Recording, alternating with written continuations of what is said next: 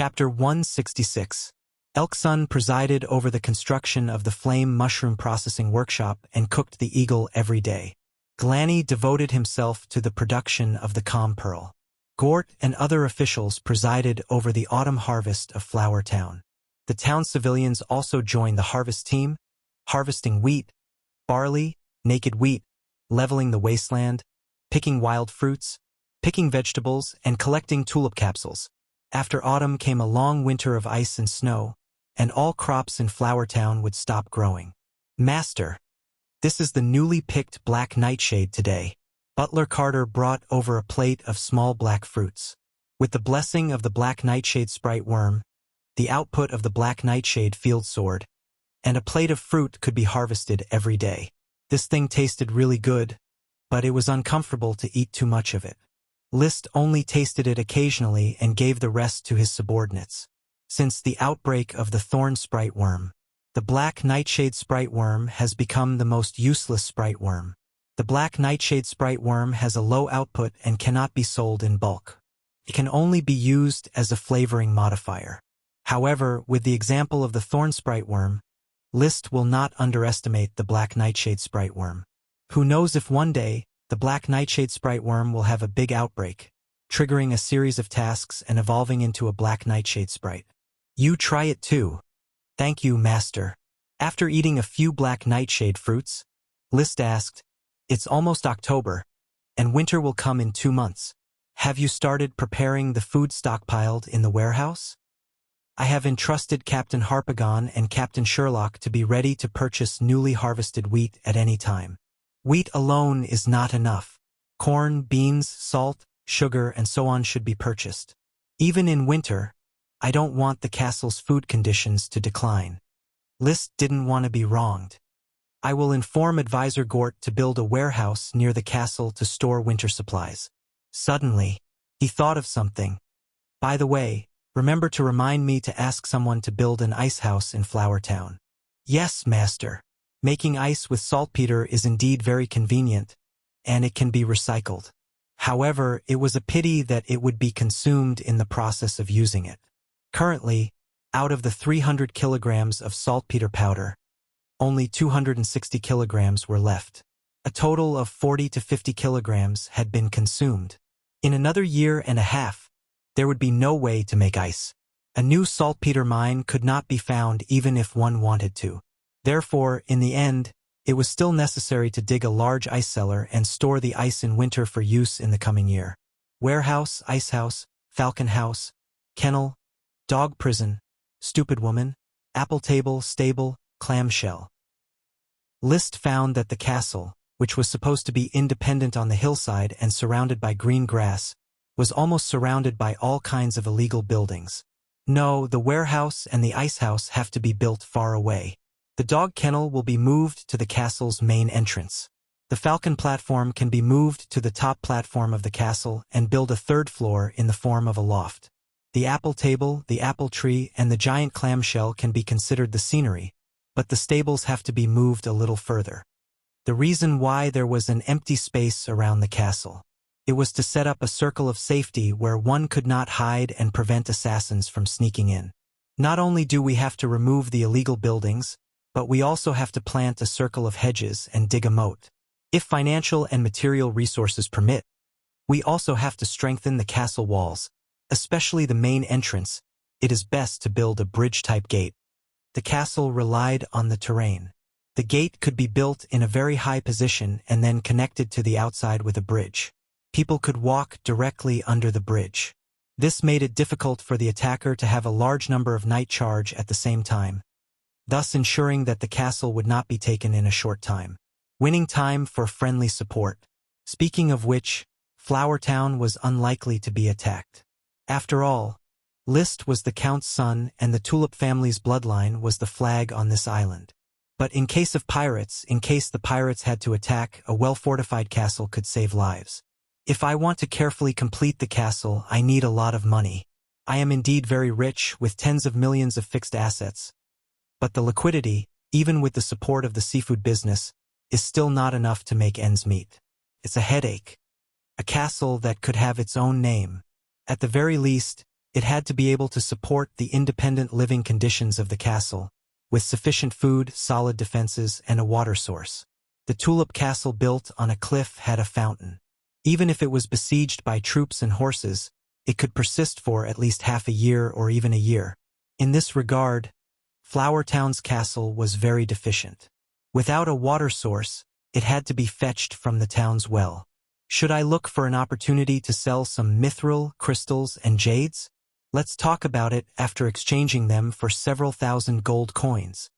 The high-value items he could sell were a chest of magic metal mithril, a chest of dragon mineral crystals, and a chest of magic stones and jades, as well as the remaining 10 or so black pearls. Black pearls were extremely valuable, especially the basin-sized and basketball-sized black pearls. They were excellent navigational tools, while the smaller black pearls could also be made into personal defensive accessories. It wasn't cost-effective to sell them now. Giant clams weren't something that could be seen often, especially such a big giant clam. The remaining mithril, crystals, and jades were all good things with a price but no market. He was also reluctant to sell them. Forget it. Let's not think about it. It's not time for me to lie down and enjoy myself.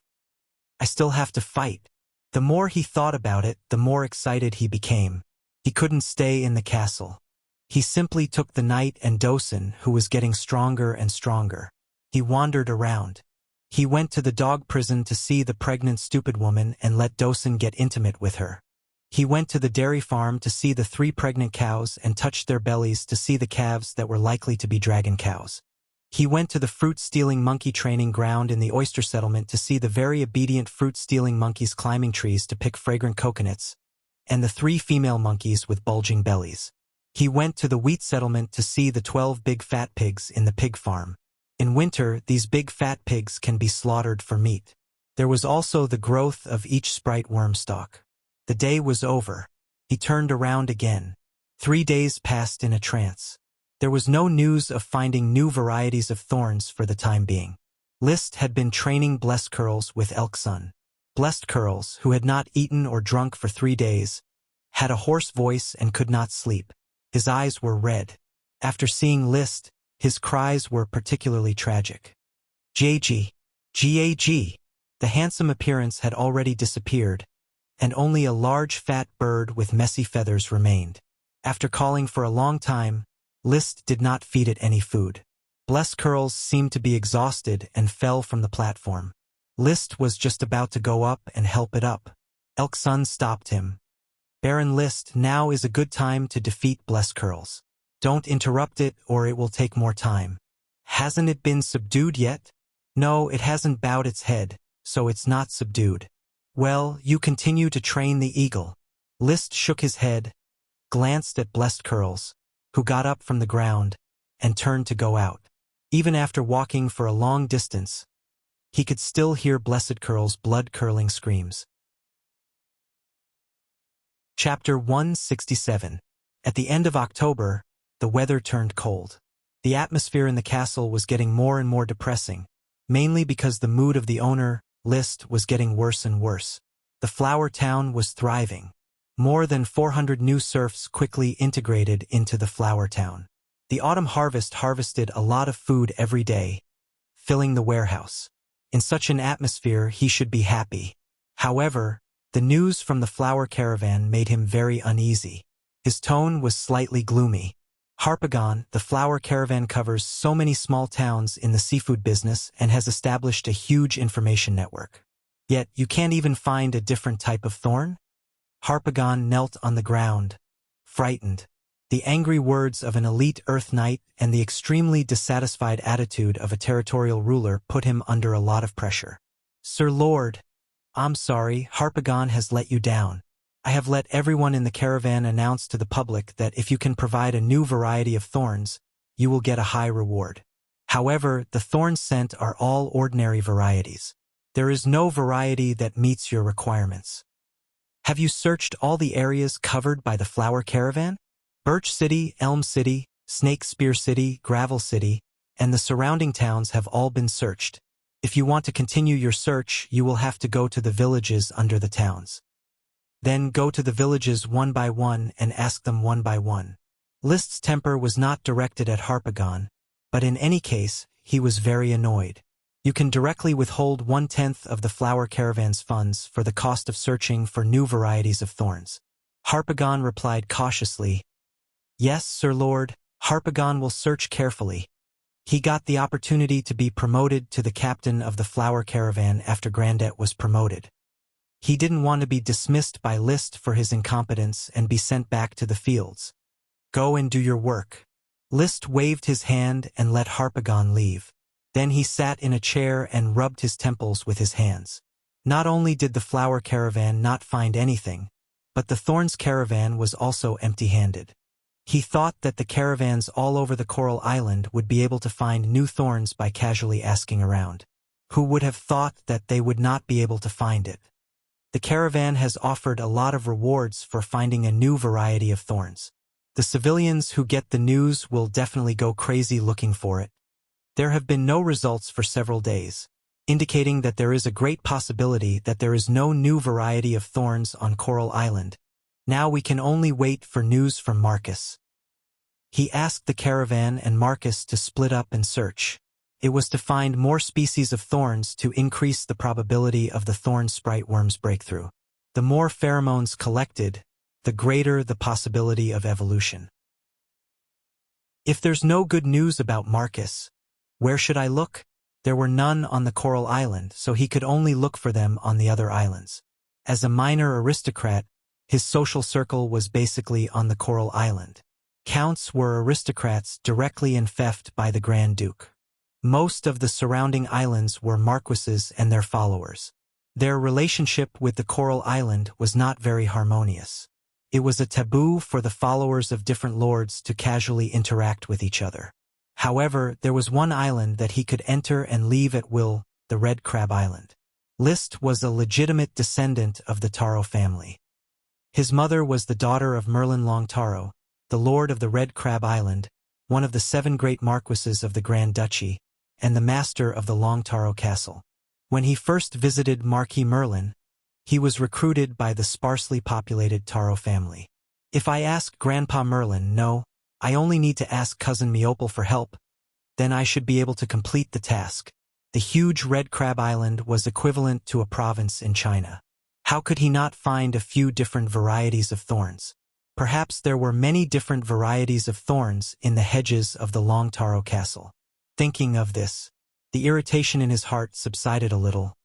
If one day I can no longer stay on the Coral Island, I will go to the Longtaro Castle for shelter. I believe that Grandpa will at least arrange a viscount fief for me. However, the Red Crab Island was a big family, so it might not be as good as the Coral Island. No matter how close a cousin is, he couldn't be closer to a relative. Suddenly, he thought of Athena Salmon, and his mood could not help but warm up a little. It's been a few months. I don't know if Athena has held hands with other nobles. I remember running in the sunset that afternoon. That was my lost youth. He was very fond of the noble lady who boldly expressed her love to him. But soon, the beautiful memories were interrupted by a mournful wail. The sound came from the falcon's room outside the castle. It was made by the tortured Blessed Curls. The irritation that had just subsided came back. He got up, walked out of the castle, and went to the falcon's room. Elksun was sitting opposite the falcon, his eyes bloodshot. Seeing List arrive, he hurriedly said, "Baron List, Mr. Elksun, Blessed Curls, haven't you bowed down yet? Your winged peregrine falcon. Its inner pride is beyond my imagination," Elksun explained awkwardly. He thought that the eagle was in the bag, but now it was completely frozen. The winged peregrine falcon would rather starve to death than bow its head. List suddenly saw red blood on the corner of Blessed Curls' mouth. Did it vomit blood? Yes, in a long-term state of hunger, its body is on the verge of danger. If it is repeated several times, it still won't succeed. Sorry, Baron List, this is a situation I have not encountered in domesticating ordinary falcons. In other words, Blessed Curls may starve to death. There is such a possibility, but it is also possible that after a few days it will bow its head.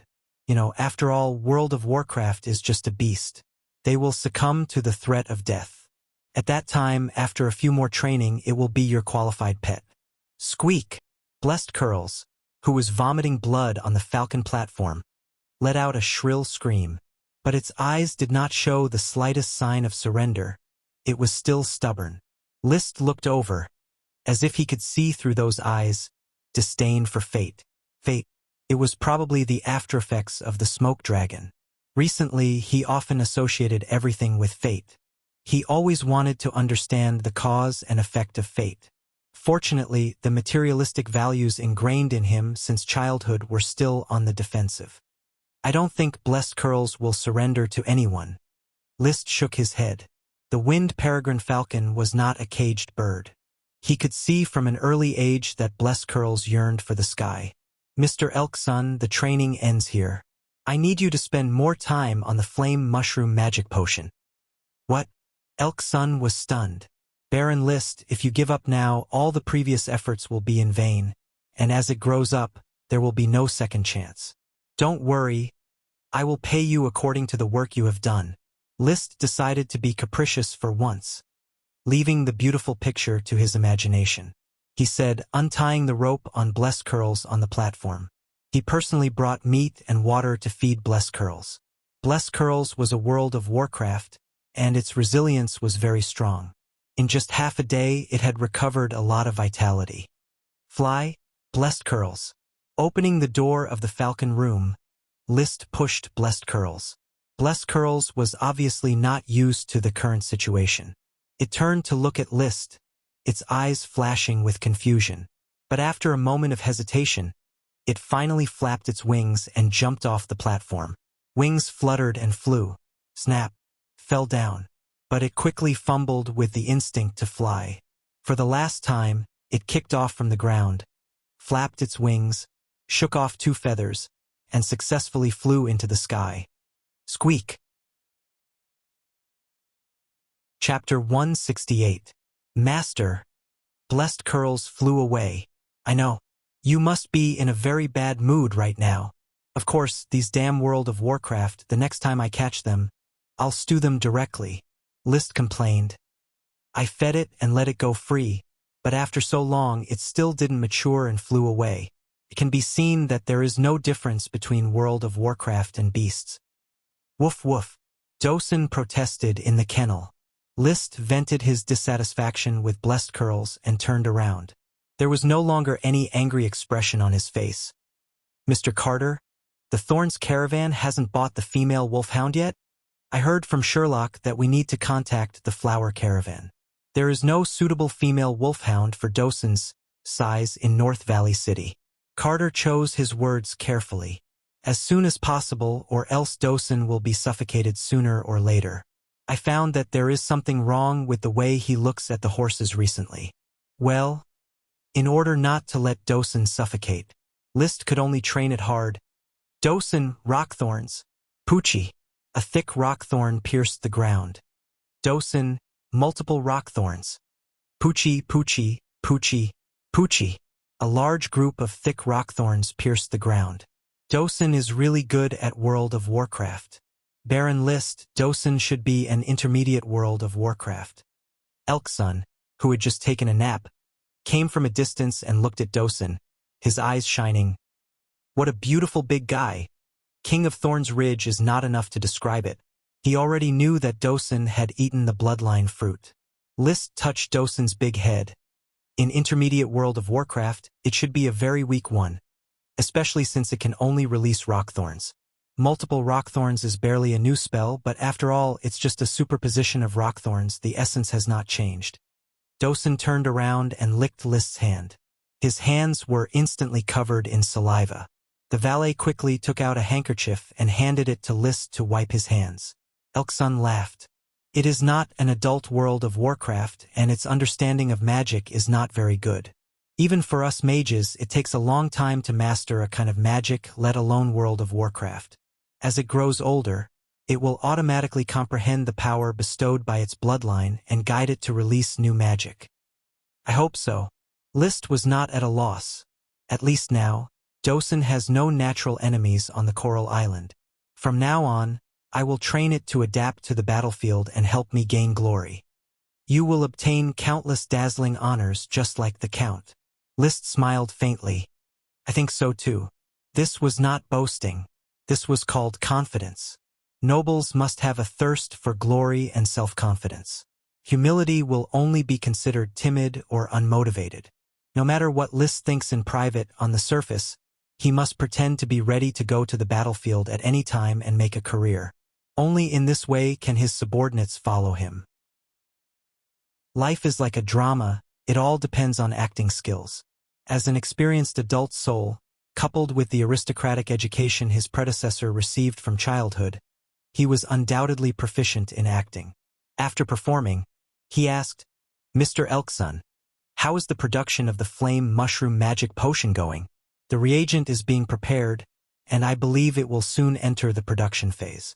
The flame mushroom is a very good magic potion, and it is not difficult to extract magic power to make a potion. Then produce it as soon as possible." In the past few days, List has stabilized in the elite Earth Knight stage, and he has also tried to continue practicing without the help of magic potions. But it turns out that he has no talent different from ordinary people, and he will also be limited by the bottleneck of chi, unable to increase the total amount of chi in his body. The elite Earth Knight, who usually can't afford magic potions, will instead begin to hone his chi operation skills. Constantly practicing chi operation skills can also improve strength, and through the refinement of chi secret books, the strength will increase by more than a little. An elite Earth Knight alone against 7 or 8 ordinary Earth Knight is not a problem. As a wealthy nouveau riche, List wasn't in a hurry to hone his chi operation skills. Currently, he was proficient in 2 chi secret books, Flame Surge Fluctuations and Fire Dragon Drill. Moreover, he was proficient in the chi secret book Multiple Arrows. Another chi secret skill, Magic Eye, was also at large success. Coupled with Black Dragon and the Red Blood Sword, his personal strength far exceeds that of Marcus. Among the elite Earth Knight, he is definitely the #1 figure.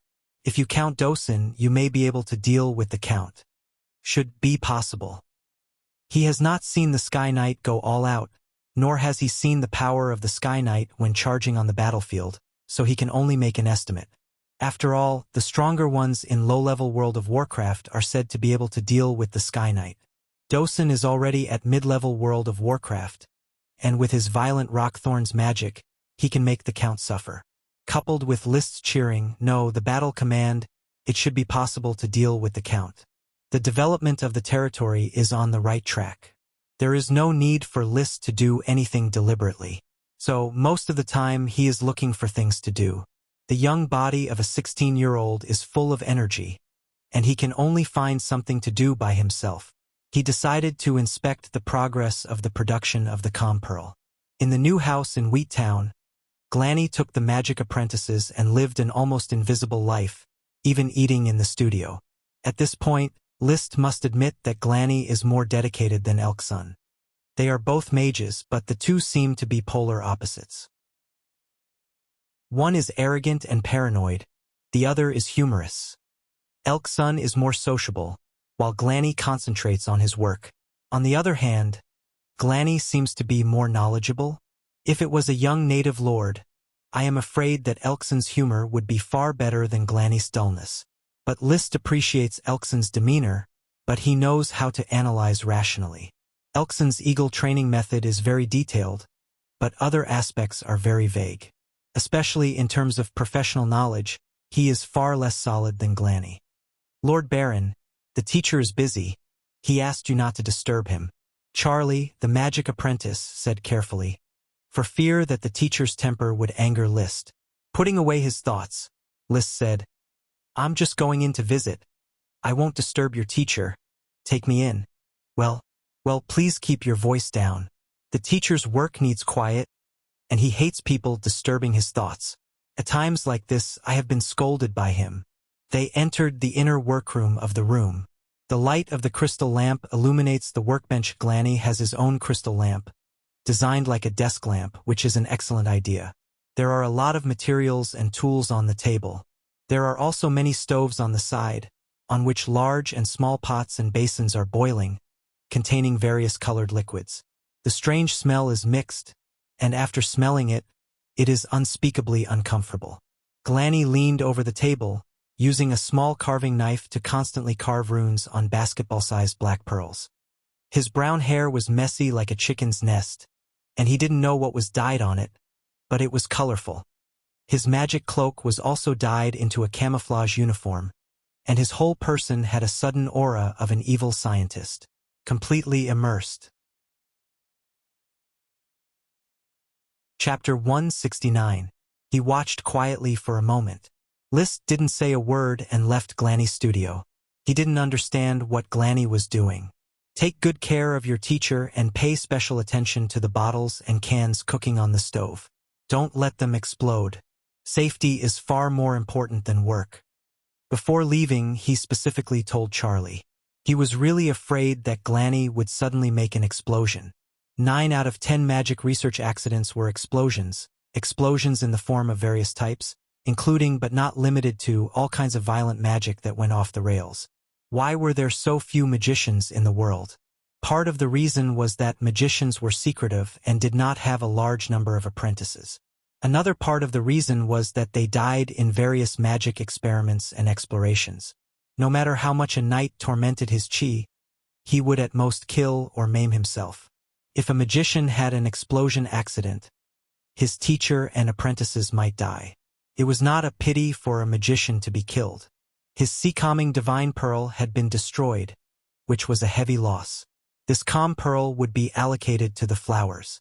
It just so happened that the flowers was about to embark on its first voyage to explore Black Horse Island. He also had another black pearl the size of a basketball and a black pearl the size of a washbasin. These two were reserved for the new ship in the future, especially the black pearl the size of a washbasin. In the future, when he went to sea, this huge black pearl would be his standard to accompany him. An ordinary small black pearl could disperse the wind within 5 meters. The calm pearl, according to Glanny's estimation, could disperse the wind within 150 meters. But even if the wind was dispersed, the waves would continue to output, and the ship would still be in danger, but much less. The black pearl the size of a washbasin, made into a calm pearl, might be able to disperse the wind within 300 meters. In this way, even if the waves were huge, without the help of the wind, the output would be greatly reduced, and the threat to the ship would be greatly reduced. Leaving Glanny's studio, List drove his horse to the workshop area of the town, ready to inspect the 3 newly built workshops. In the soap workshop, Burnell, the soap maker, produced the soap while leading a few apprentices.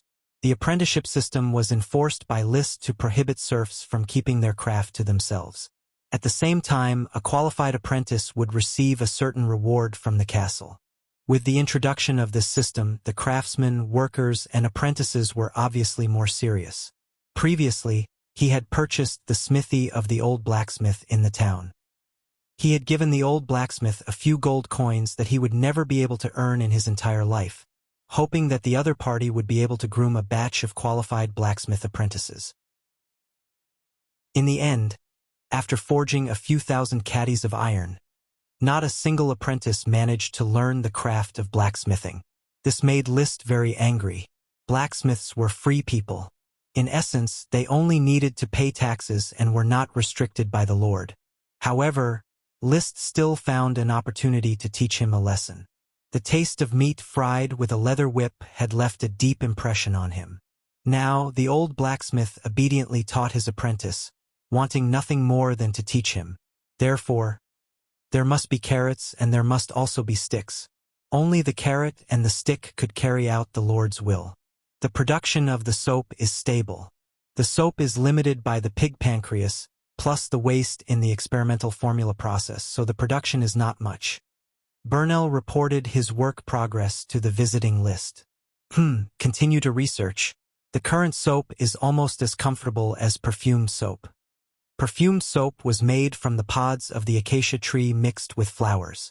The cleaning effect was average, but the production cost was very expensive, especially on Coral Island, which lacked acacia trees. Only aristocrats could afford to use perfumed soap.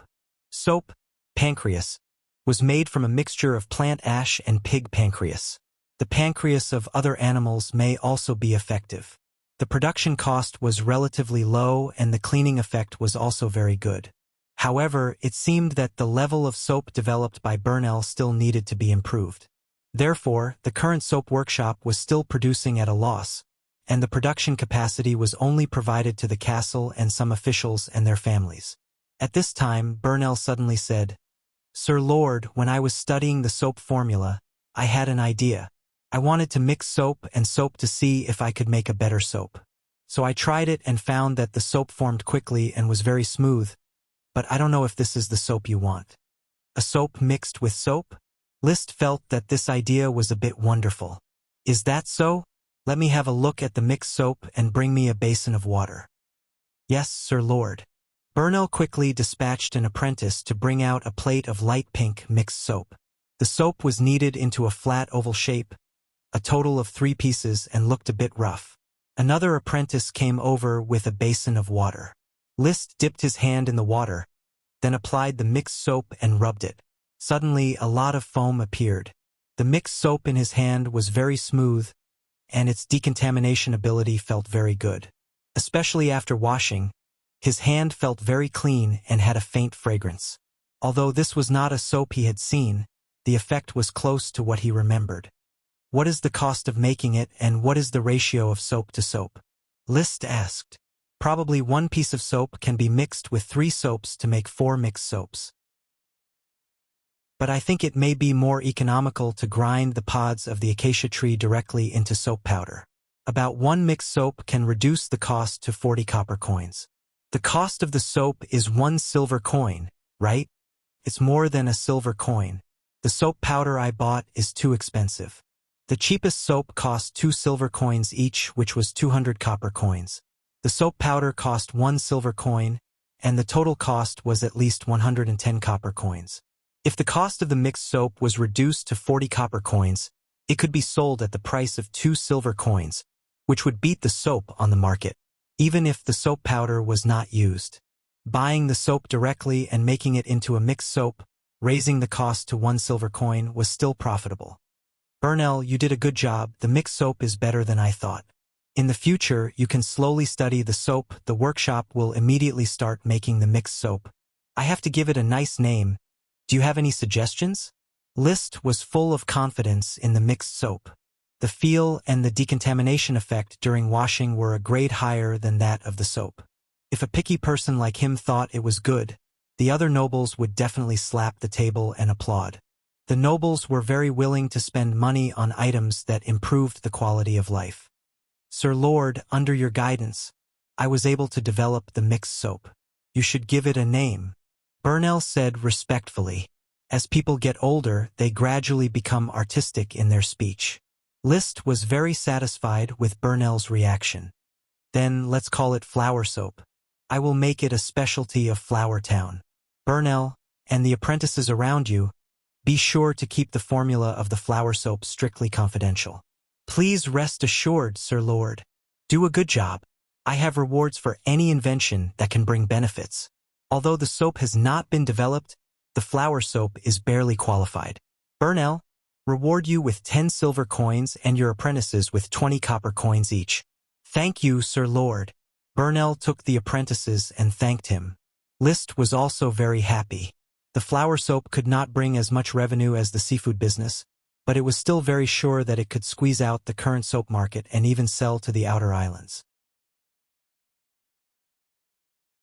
Chapter 170. The soap workshop was about to bring in good profits. The peanut processing workshop was also about to bring in good profits. Among the newly purchased serfs, several cooks were arranged to study delicious peanuts. At present, they had already developed peanut butter, peanut crisp, salt and pepper peanuts, and fried peanuts. A small batch was handed over to the Thorns caravan for sale. The response was very good. Many aristocrats who tasted the delicious peanuts expressed that they would buy them in large quantities next time. The Flower Town's peanut production was insufficient, and there was also a shortage of workers.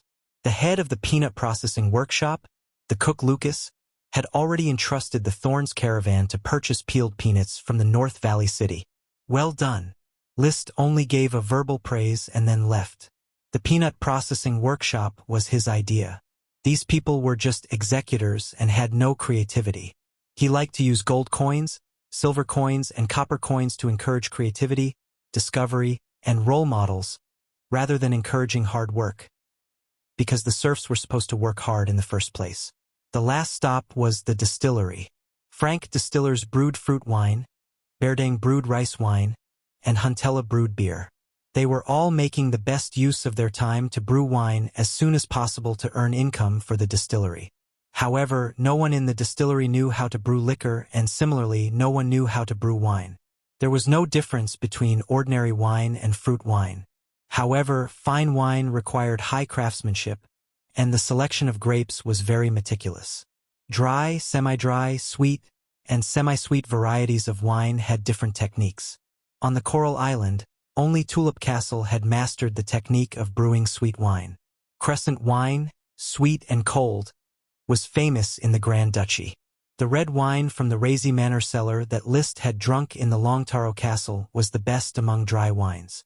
These techniques were all secret techniques that were exclusively mastered by the greater aristocrats. The same was true for liquor. As a distilled liquor, the brewing process of liquor was more complicated and was monopolized by the greater aristocrats. Liquor such as gin might not even be available in ordinary times. Therefore, the Flower Town's distillery could only brew some simple fermented liquor. After inspecting the distillery, Liszt began to ponder. If I remember correctly, distilled liquor has an additional process compared to fermented liquor. It seems that alcohol and water have different vaporization temperatures to purify alcohol. Repeated distillation can produce high spirits. Because he didn't like to drink, he didn't know much about wine. He had read a lot of novels in the past, and most of them mentioned distilled spirits. It looked quite simple, so he had a vague impression of it.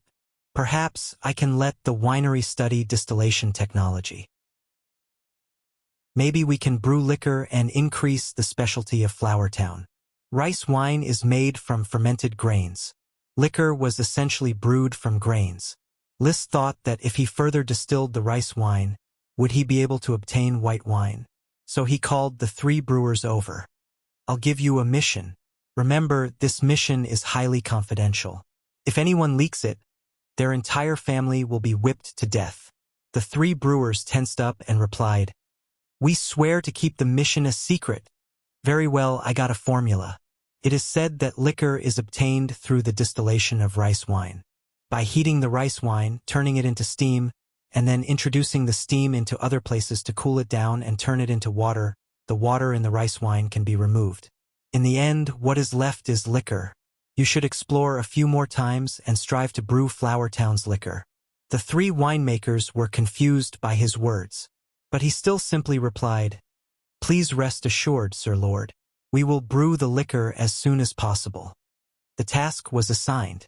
Liszt felt that another specialty of Flower Town was waving to him. He even thought of a name at this moment. It's called flower wine. Well, it's graded. Flower wine with low degrees can be called 5 years of aging. Flower wine with high degrees can be called 10 years of aging, 20 years of aging, and even 100 years of aging or 500 years of aging. Suddenly, it occurred to him that the Grand Duchy of Sapphire only had a history of more than 150 years. Before that, there were only monkeys on the island. Forget about 500 years of aging. Let's just say that in the year of the founding of the country, a winemaker came to Coral Island and personally brewed a jar of wine. There's only 1 jar, but we can make 1 jar every year. Just like an 82-year-old Lafite, no matter how many years we drink it, we can never finish it. Thinking of liquor sales, many classic cases immediately popped up in his mind. But he also discovered the risks. Liquor is a profiteering industry. Without a strong backing, it is difficult to guarantee. I must cooperate with Tulip Castle. With the banner of Tulip Castle, business would be good. As an Earl of the Grand Duke, Lee William Tulip was definitely one of the top figures in the Grand Duchy of Sapphire. Moreover, he also served as the Grand Duke's groom and would have close contact with the Grand Duke every year. If he wanted to pull the banner, he must share the profits with Tulip Castle. Liszt didn't mind. The more he integrated into the world, the more he knew the importance of aristocratic connections. Levis, Lavera, and even Lytton, no matter how scheming they were still relatives. They were people who could help in times of crisis. The Viscount of the small Kerchief Island was destroyed.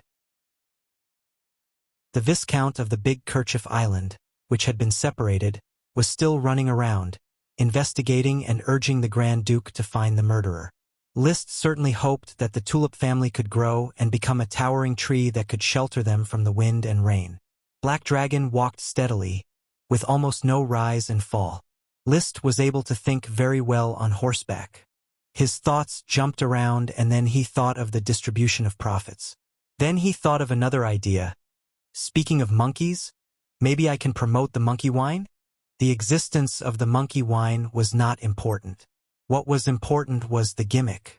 Aristocrats liked to be extravagant. Extravagance did not only include wearing gold and silver, gems and famous horses, but also included the arts and the pursuit of rare things. Monkey wine was obviously a rare thing.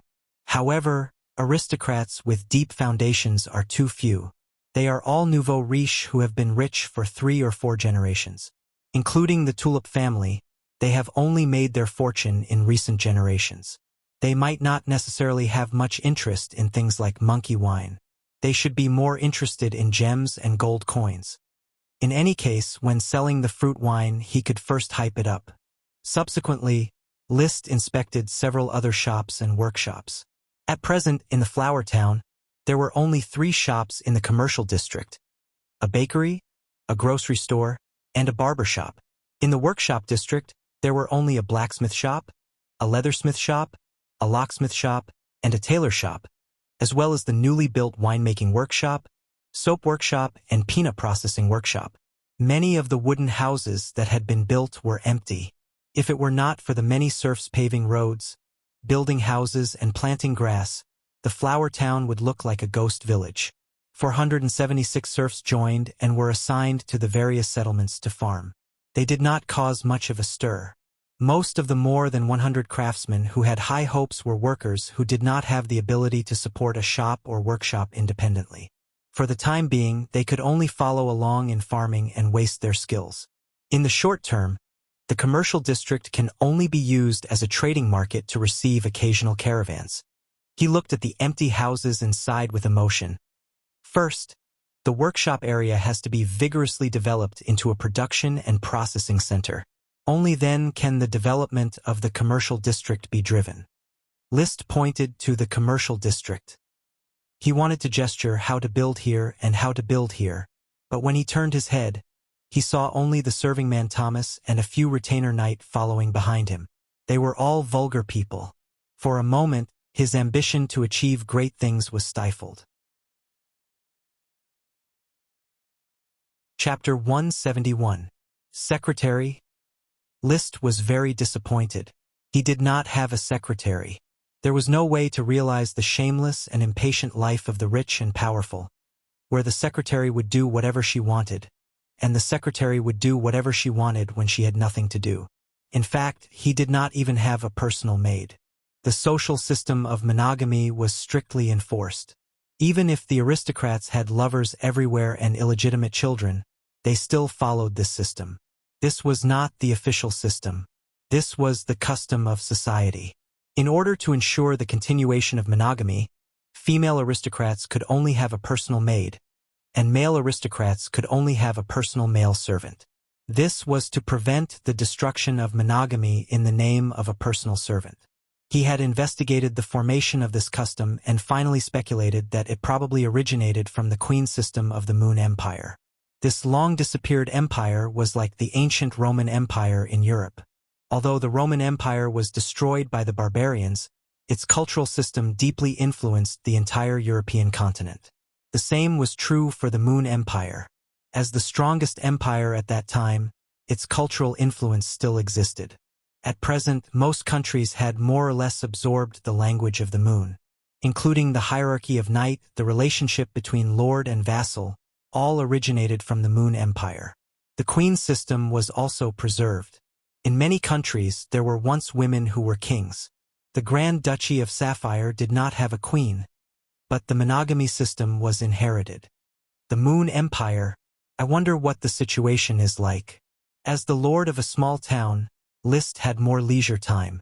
He liked to read knight novels and heard about the Moon Empire countless times. The knight would always find the ruins of the Moon Empire in a certain place and obtain treasures.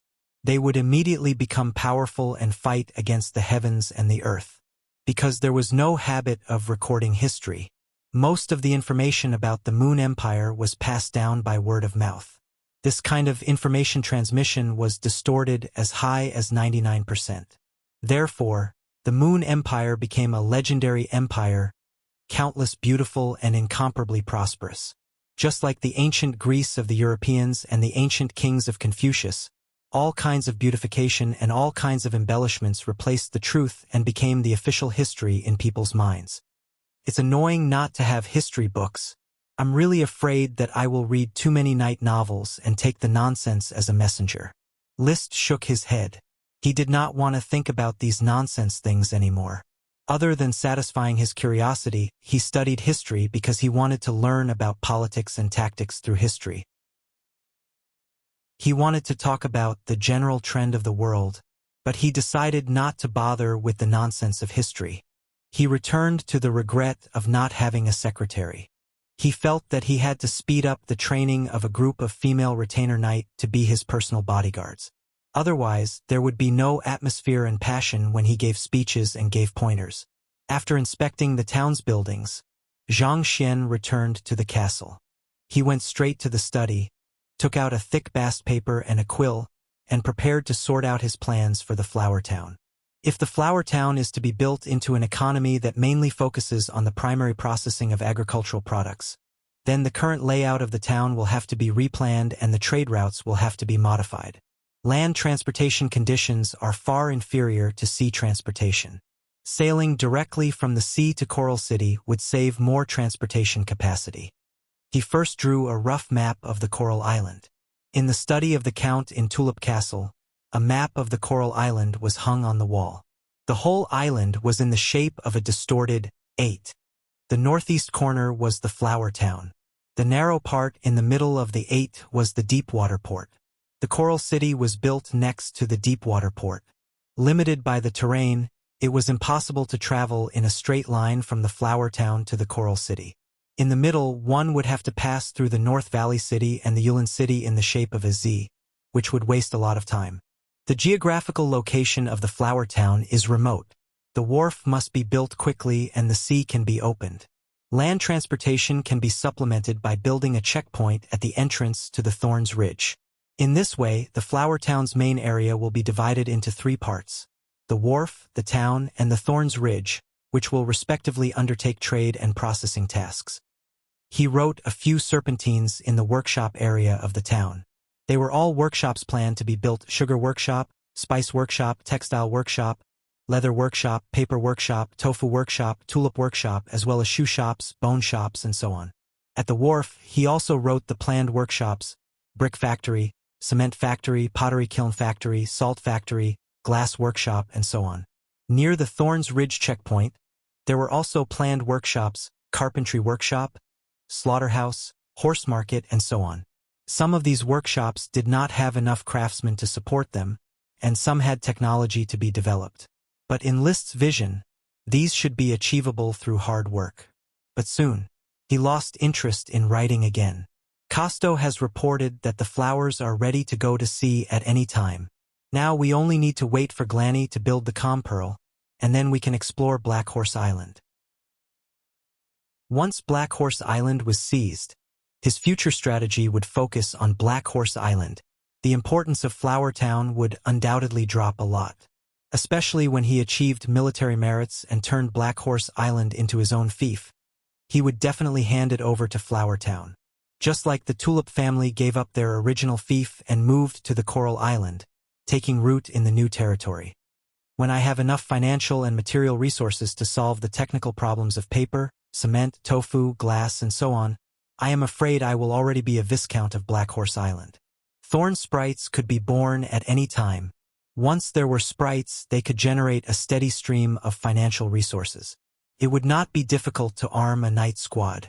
At that time, it would not be difficult to charge on the battlefield and make contributions. The Grass family and the Gravel family were awarded the title of Viscount by virtue of their respective sprites. As the son of the count, as long as he made contributions, there was no reason for the count not to grant his son the title of viscount. At that time, Black Horse Island could be designated as his own fief. The aristocrats could exchange credit for deserted islands. In case of great contributions on the battlefield, it would not be impossible for the Grand Duke to directly enfeoff the island. Becoming a direct vassal of the Grand Duke was more dazzling than being a marquis or an earl's vassal, and his promotion in the future would be faster. Rulers always like to promote new aristocrats to check and balance the old aristocrats.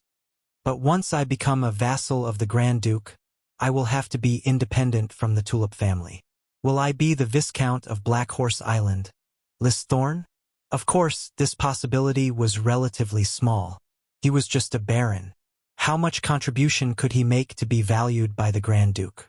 Moreover, he was a vassal of the Count. The Grand Duke generally would not cross the line and win over the vassals of his subordinates. In particular, the Count had a good relationship with the Grand Duke, so he would not be casually roped in. Anyway, Black Horse Island is mine. The Black Dragon horse herd must not be touched by anyone. If he wanted Black Horse Island, he had to make contributions and get the title. List put down his quill and looked out of the window. In the distance, several horses were leisurely eating grass. People will die on the battlefield. At that time, I will see if I can find the same position as Levis, act as a liaison, do logistics, and get some merit. He paused. He calmly said to himself, "But the night squad must be trained as soon as possible. My own chi cultivation must also be accelerated, and Dosun's training must also be strengthened." Chapter 172. When he first came to this world, List felt that he had to keep a low profile and settle down as a baron in the countryside. With the improvement of the quality of life, the class position has rebelled. He began to cluster around the aristocratic knight system, but he was unwilling to go to the battlefield and just wanted to develop. Now, Flower Town has been developing at a high speed, and the Thorn Sprite is about to be born. His thoughts have changed again. The impulse for glory and the desire for his own island have deepened step by step. The idea of not going to the battlefield has also been replaced by going to the battlefield, doing logistics, and getting achievements. He became like a real aristocrat. He was swallowed up by the world, or rather, he actively integrated into the world, into the knight system. Some people are proletarian fighters who have devoted their lives to the liberation of all mankind. I admire such people, but I will never imitate them. List's mind is still clear. Integrating into the world is not passive, but the result of his initiative. My goal in life is to ride a dragon, to become my own master. He wants to be a king, not a vassal. With the existence of smoke missions, modern knowledge in his mind, and the social system still exists. This gives him enough confidence to achieve the big goal of life.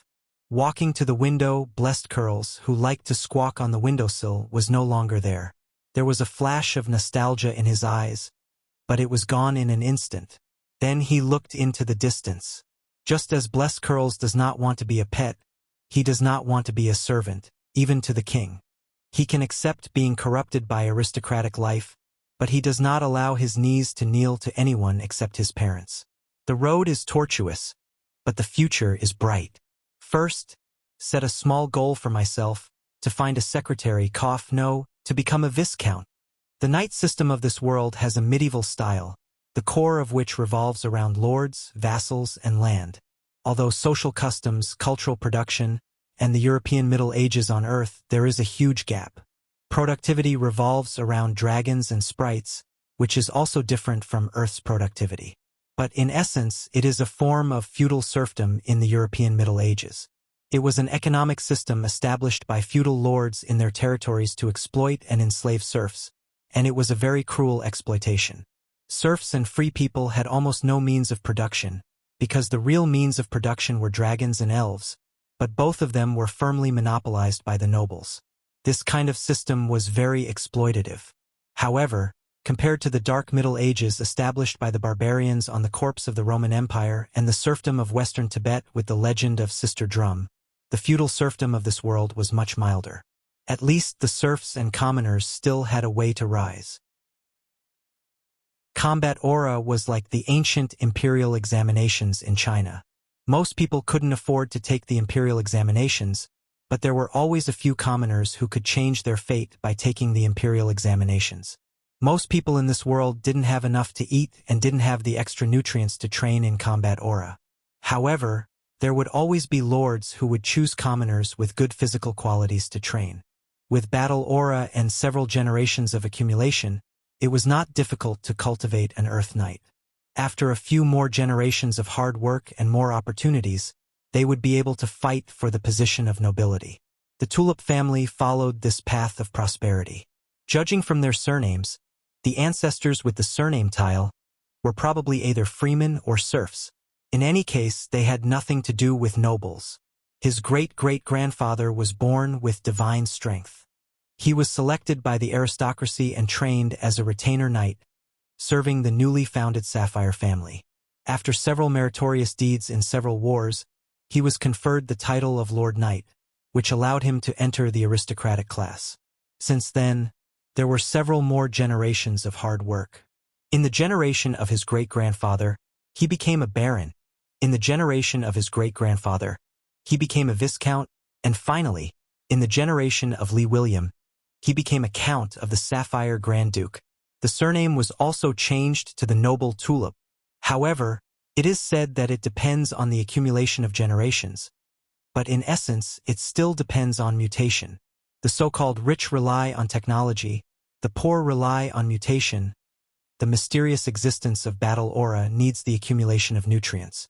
If you want to become stronger without nutrients, you can only rely on physical mutation. For example, the Tulip family's great-great-grandfather was born with divine strength, which is a kind of mutation, probably because of his greater strength, which was far-fetched by later generations. Now, I no longer need to rely on mutation. I can rely directly on technology. Technology is nutrition and technology is magic. Arriving at the flame mushroom processing workshop, List saw the magician smoking. "Mr. Elkson, has my flame mushroom magic potion been made?" "Sorry, not yet, but I will be able to finish them soon. It won't take long," Elkson replied. Smoking leisurely instead of working made List a little dissatisfied, but he did not show it. "Is there a finished magic potion? Give it to me first." "Yes." He quickly brought out a large box, and inside the box was a magic potion wrapped in strips of cloth. List opened the cloth strip of a magic potion, revealing a thumb-long, pinky-thin crystal tube, which contained a light red viscous liquid. Such a small one can be sold for at least 1 gold coin. Baron List, you can taste its effect. Although I am not the magician designated by Tulip Castle to make magic potions, I am still confident in my skills. Elkson flicked his cigarette ash and said proudly. List nodded. Opening the cork of the crystal tube, he used the magic eye to observe for a moment, then looked up and drank the magic potion inside. The potion, like jelly, poured directly into his mouth, without a drop left. It melted in his mouth. Immediately after, he felt a flame-like magic rising from his stomach, rushing to his limbs and bones. The whole process lasted for 3 minutes before it gradually calmed down. List's eyes lit up, and he felt that his total amount of chi, which had not been improved for a long time, had soared a lot. He couldn't help but exclaim, "Very enjoyable. I am glad you are satisfied. Mr. Elkson, then I will not disturb your work. If you need anything, just say it and I will try my best to meet it." List finished, took Dosen, took a box of magic potions, and returned to the castle. From today on, the road to the potion pot officially opened. 1 day later, Marcus, who had been on a business trip for several days, finally returned to Flower Town. He brought the news that List was most concerned about. "My lord, fortunately I did not fail. How is it, where are the new varieties of thorns? I have contacted Tulip Castle and Gravel Castle, but no new varieties of thorns have been found. Only Beer Castle on Beer Island has a new variety of thorns. Viscount Trick said that he welcomes you to Beer Castle at any time, and Sir Aubrey asked me to bring you a letter. Aubrey is Trick's son and the heir to Beer Castle. He has a good relationship with List because of the seafood business. Hearing that there was a new variety of thorns on Beer Island, List breathed a long sigh of relief. So, I need to take the thorns worm to Beer Island. Marcus replied, Of course you can go, but you can also not go. I have brought back the new variety of thorns, which can be planted directly in Flower Town. List was very pleased with such a thoughtful move. This is a qualified subordinate who knows how to share the worries of his leader. Is that so? Hurry up and plant it. The thorns worm is almost halfway through the pupa period, and it urgently needs to be assimilated. After a while. Chapter 173. The fat pupa stage of the thorn sprite was already 3 times the size of other sprite worms. Its originally glossy skin gradually dimmed, as if it had aged. This was indeed the case. The fat pupa stage meant evolution, but it also meant death. In a short 1 or 2 months, if it couldn't break through its own shackles and evolve into a sprite, it would exhaust its remaining life force and turn into ashes. It has sensed the pheromone of the new species of thorns. List held up the thorn worm in the jade box. Their minds were connected, so he could deeply feel the thorn worm's emotions at the moment. It was a complex emotion full of excitement, apprehension, fear, and courage. Ordinary sprite worms would never have so many emotions. Only by evolving could they grow. The new species of thorns was just a thorns with a change in the color of its leaves. It was not much different from ordinary thorns. No matter what, when the thorns worm landed on the branches of the thorns, its already slow movement suddenly sped up, climbing along the branches of the thorns. It had no legs, only tiny fleshy protrusions, but no matter how it climbed up the tree trunk, it would not fall off. This kind of magical creature could ignore the laws of physics and crawl in the air. In particular, if it wanted to climb from one bramble to another, it didn't need to land on the ground. It could just wriggle in the air and easily cross the gap between 2 brambles to collect the pheromones of the next bramble. Marcus, who had arranged for the Squire Knight to stand guard and patrol the area, hurried over. He looked at the thorns worm and was equally perturbed. My lord, can the thorns worm succeed? Of course. List's mouth suddenly showed a beautiful arc, and his smile was as bright as the sun in March. Don't be nervous, Mr. Marcus. The thorns worm has succeeded. I can feel the restlessness in its body. It's a new power. It's evolving. In fact, he could not feel it at all. The reason why he was so sure was because of the smoke mission that appeared in front of him. Quest completed. Reward, 1 thorn sprite. Because of Marcus's interruption, the smoke serpentines quickly dissipated, as if nothing had ever appeared. Sometimes, List felt that there was no smoke at all. The reason why others could not see it was because of the projection of fate in his mind. Otherwise, the smoke dragon must have been to Earth. Otherwise, why would it appear in the form of a mission? And the content was also familiar to List. Just like how the invisible dragon couldn't be seen, only upright and courageous people could see it. The smoke form of the smoke dragon was probably the same as that of the invisible dragon, a special existence that transcended magic power. The other fairy dragons, emerald dragons, and yellowish dragons probably all existed in some special form. This also explained why the holy dragon was only a legend. People could not see what they really looked like. Even ordinary tri-elemental dragons and elves. It was also a special existence. At this time, the thorns worm's skin turned gray at a speed visible to the naked eye, and its luster completely dissipated. The originally tight skin was also covered with wrinkles, as if it had reached the end of its life. However, its emotions were extremely excited, and it had an indescribable joy and happiness. Using magic eyes, List could see that the chaos magic in its body was constantly producing bubbles like boiling water. Then the bubbles burst, and some kind of invisible change was born. It seemed to be blown up by the boiling magic bubbles, and the thorns worm's body was still growing. The bigger its body was, the more decayed and old it looked. The more excited it was, the more agitated it became. List was also excited, and he wanted to sing a song. Marcus, who was next to him, could not feel this excitement, but he saw the thorns worm grow like a balloon. His eyes were bright, his fists were clenched tightly, and he was sweating for the evolution of the thorn's worm. Time seemed to go on forever, but the wind only blew a few times on List's forehead and his pale blonde hair, and the thorn's worm had swelled into a big gray worm as thick as a calf. The setting sun dyed the burning clouds on the horizon red. In the distance, Dosen's bark was heard, followed by Stupid Woman in the dog prison, who responded with a bark. The castle was bathed in the afterglow of the setting sun, as if plated with a layer of golden brilliance. It was impossible to distinguish the windows from the rock walls, only the outline of a steeple roof. The silence of the dusk was particularly clear at this moment. List continued to use magic eyes and stared at the thorn's worm. He had witnessed the birth of the sprite in Tulip Castle. But that memory was a long time ago, and he was still a teenager, so it was not deep. Now, the clear process of the sprite worm evolving into a sprite appeared in his vision. Suddenly, List gently spat out 2 words. "It's coming." At that moment, only the sound of tearing paper could be heard. The gray skin of the thorn sprite worm split open, and then a small pink and white hand stretched out from under the skin of the thorn sprite worm. Then, a palm-sized white elf directly burst out of the skin of the thorn sprite worm and jumped out.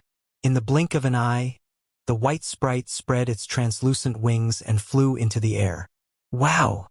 Wow!" The clear cry of a 3-year-old child rippled in the air, circling around List. The speed of its flight was not fast, but its posture was graceful and agile, and it somersaulted countless times. Wow! Wow! That kind of cheerful mood, even without telepathy, can be felt just by listening to its cry. List's eyes were firmly locked on the figure of the thorn sprite, and a warm smile filled the corners of his mouth. He finally had a contract with himself, a sprite that was connected by blood and mind. He did not disturb the thorn sprite's catharsis. He felt the joy of the little fellow's successful evolution. List moved his eyes to the ground, squatted down, and gently touched the skin with his hand. The shed skin quickly turned into dust and dissipated with the breeze, leaving no trace. He didn't see clearly how the sprite worm evolved into a sprite under the skin. It was just magic boiling, and then it transformed into a sprite. It was so crude and simple, unreasonable. When he came back to his senses, the thorn sprite had vented its emotions and landed on his shoulder, pulling his hair with one hand to stabilize its body. A pair of big eyes, with curiosity about the world, looked at List, who turned his head. Its eyes were big, different from human eyes, black and bright, as if it was wearing contact lenses. "Wow! Come here." List stretched out his hand, and the thorn sprite immediately climbed onto his hand, holding a finger. Looking carefully, one could see that on its head, there was a very small thorn growing on its round head. It was an ordinary thorn, which meant that it was a little sprite born from ordinary thorns. The little hands are fat and the little feet are fat, very delicate, as if water could be squeezed out. His crotch was bare, and there was no distinction between genders. "Teacher Marcus, how about my thorn sprite?" List smiled proudly.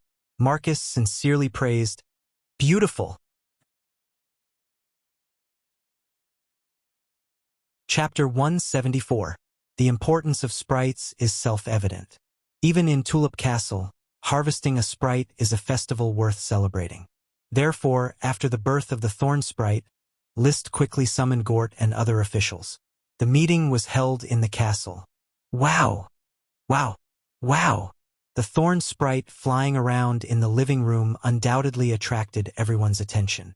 It was very bold and not afraid of people at all. With List's connivance, it could not wait to turn the castle inside and out to check its home. And this little guy was quite fierce. Thomas, who was in front of the tea, blocked its way. The little guy immediately bared its teeth at Thomas and waved its palm, seemingly ready to slap him directly. Give Thomas a big slap. Although because Thomas dodged in time, the big slap did not happen, but it still held its head high and shouted in front of Thomas for a while, as if to say, "My territory. I am the master. Despicable slave. Open your dog eyes." In fact, it was almost the same. List could feel its thoughts. The thorn sprite was indeed expressing its dissatisfaction with Thomas. Because of its contract with List, it directly regarded the castle as its home.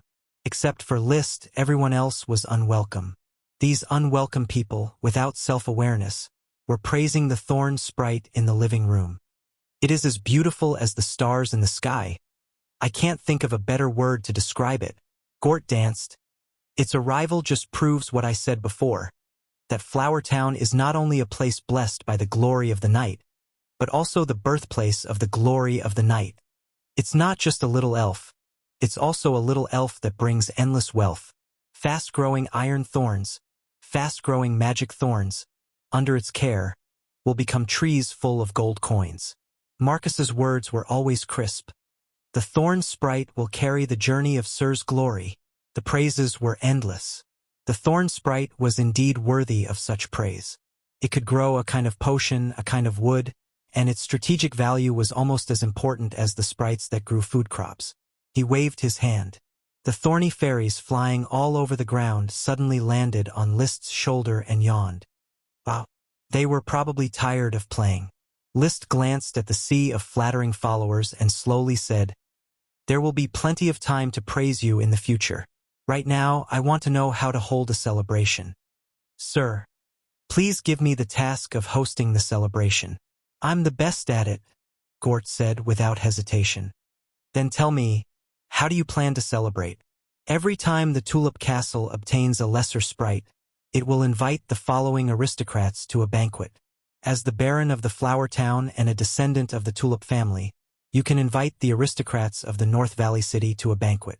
At the same time, the relatives in the Tulip Castle, as well as Sir Baron of Falcon Town, should be invited."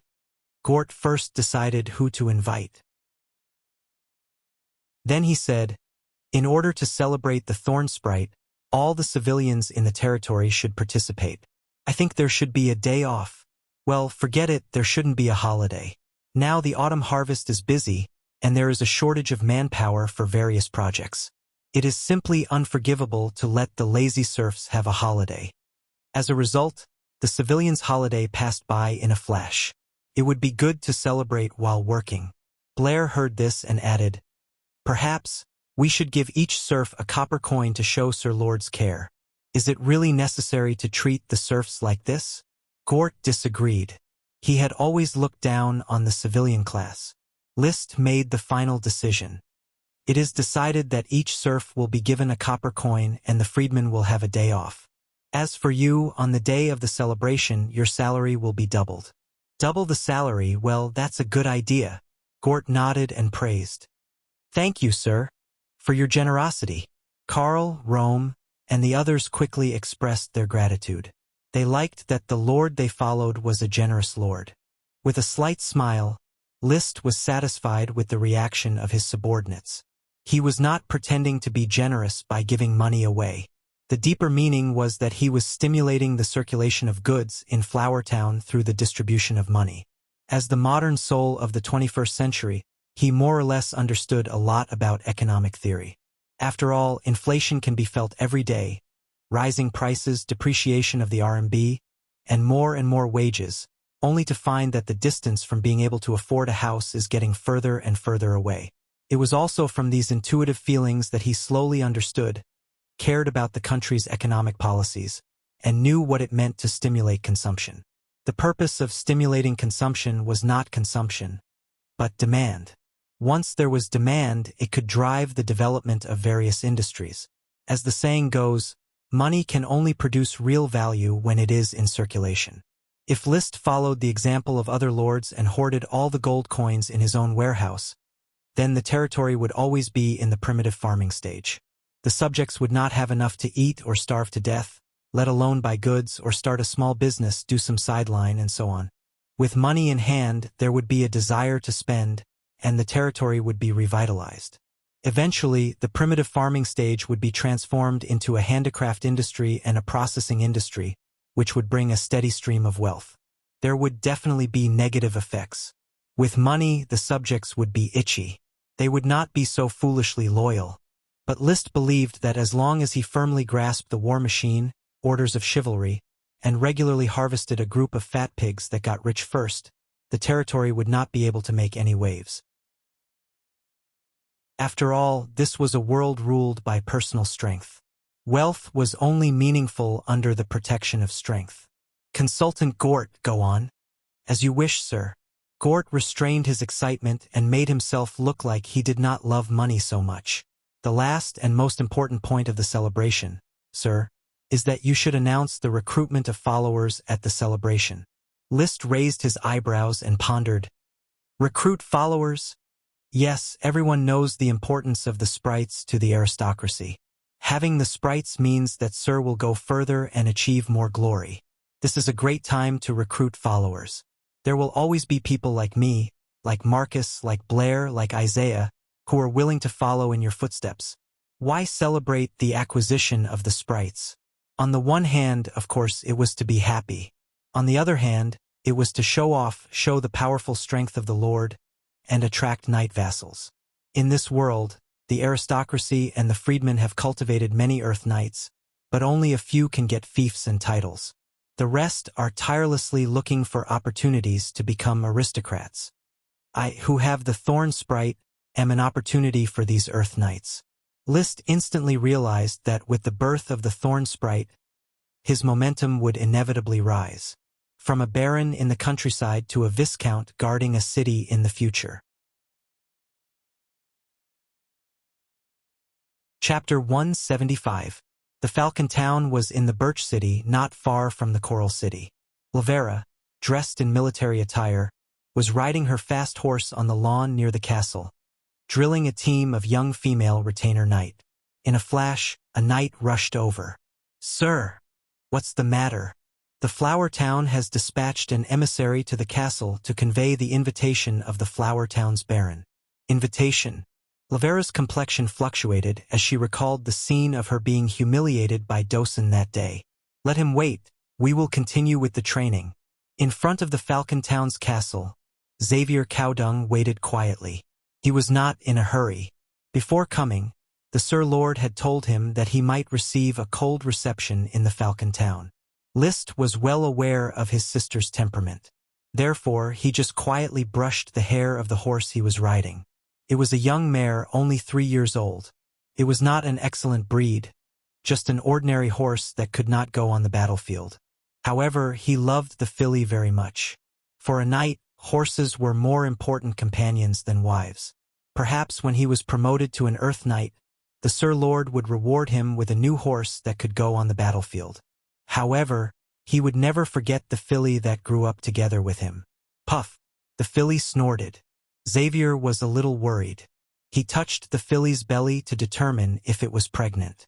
Just a few days ago, the Sir Lord's black dragon had raped the filly that was grazing on the pasture. He was very distressed for his filly. It was still just a child. However, Black Dragon's status in the Flower Town was comparable to that of an aristocrat. Only List had the right to stop it from doing what it wanted to do. Xavier could only stare helplessly as he watched Black Dragon rape the filly. I hope you are not pregnant. You are still too young to give birth to a foal. Xavier said softly to himself. Once the Sir Lord recruits me to the battlefield and obtains glory, I will buy you and raise you at home for my future son to ride. The average lifespan of an ordinary warhorse was 30 to 35 years. Unlike normal warhorses, such as World of Warcraft stallions and dragon horses, they could live up to 60 or even 100 years old. The most suitable age for a normal warhorse to ride and charge was from 5 to 15 years old, the golden decade. From now on, he would be Old Ma. Xavier believed that his child would be born in the near future. He already had a beloved girl. When the child grew up and could ride a horse, this little mare would still be in her golden decade. She could definitely follow the child until the child went to the battlefield and changed horses. Thinking of this, Xavier was full of energy. He firmly believed that under the leadership of the Sir Lord, he had a bright future to look forward to.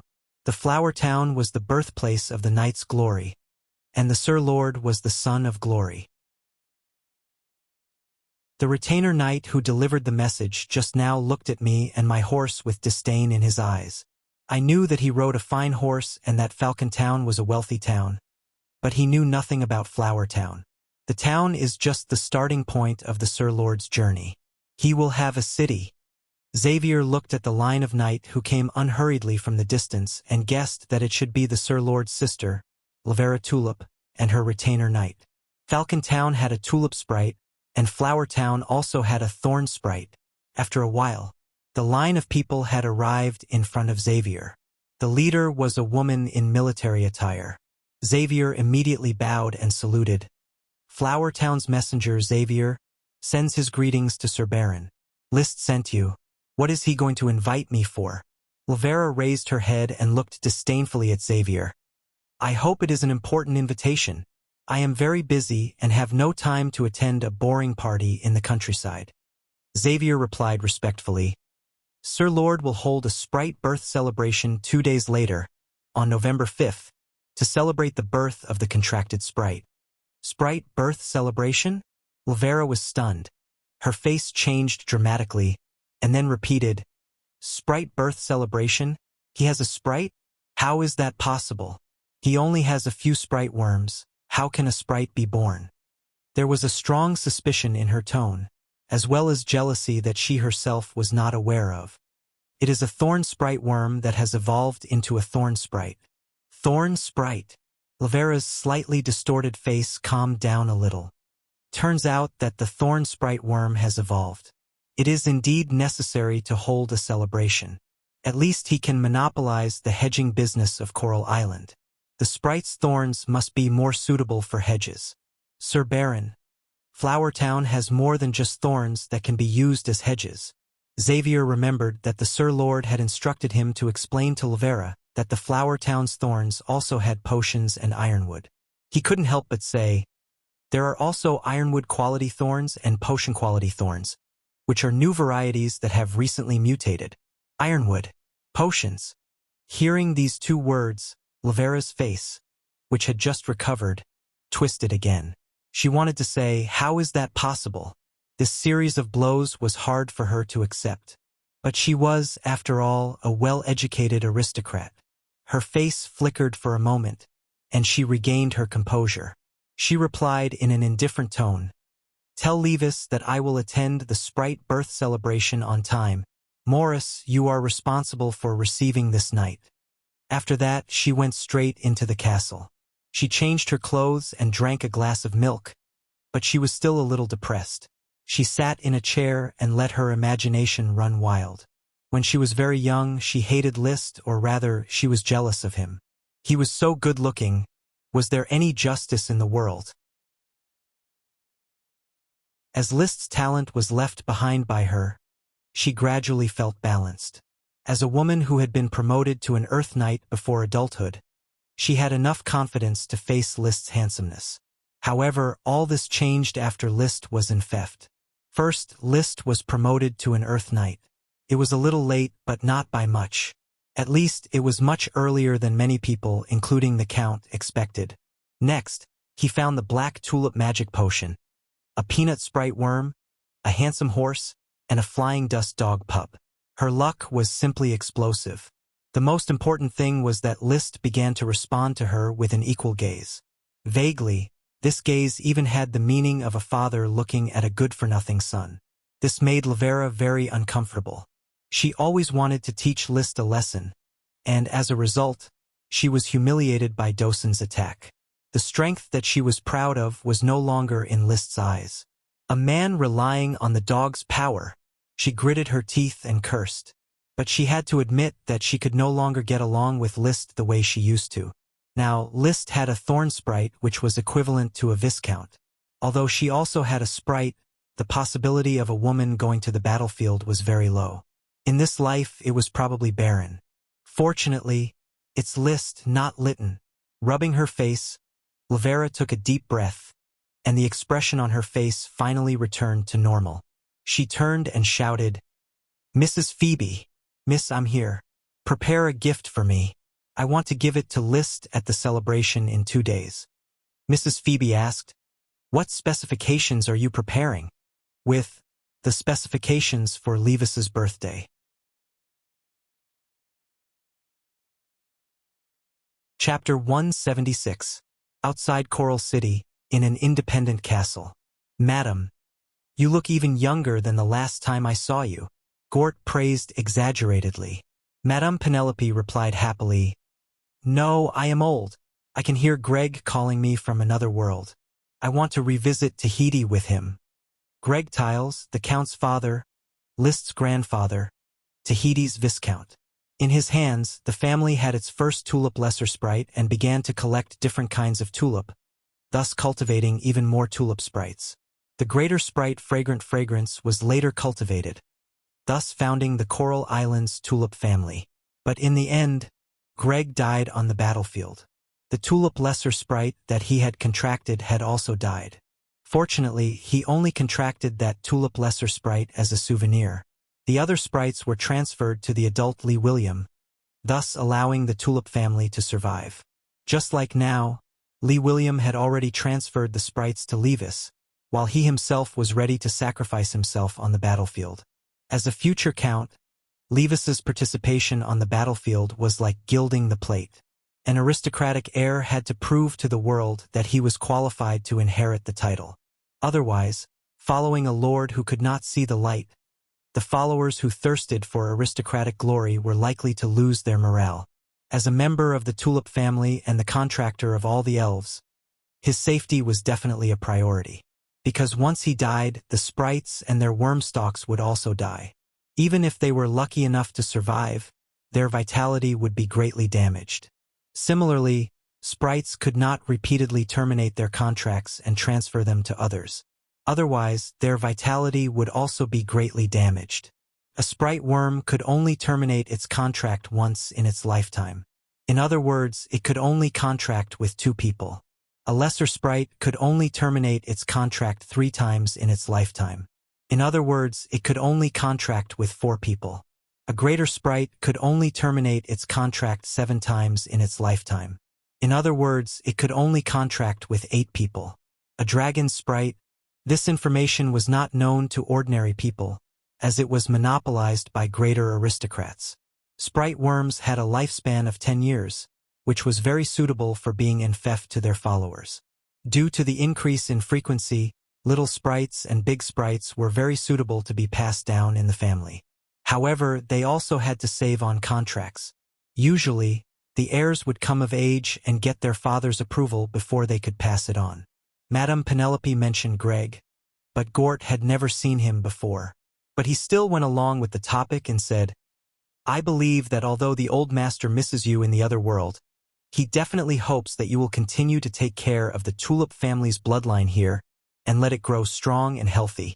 Speaking like this, the old lady was very happy. Yes, I must refuse him. I want to see the Count's 4 children grow up healthily. They are a group of worrying young people. In fact, you are too concerned about them, which is why you feel that they need to be worried. As members of the tulip family's bloodline, every one of them is the cream of the crop among their peers. Gort flattered him as if he didn't need money. The same goes for Baron List, whom I follow. The glory of the night always watches over him. Madame Penelope sighed with emotion. List is indeed a lucky young man. He has grown up. Lucky is not enough to describe Sir Baron. He has inherited Sir Count's excellent qualities and is destined to be an excellent and great lord. I came to see you today because Sir Baron entrusted me to invite you to the Flower Town Sprite birth celebration to be held the day after tomorrow.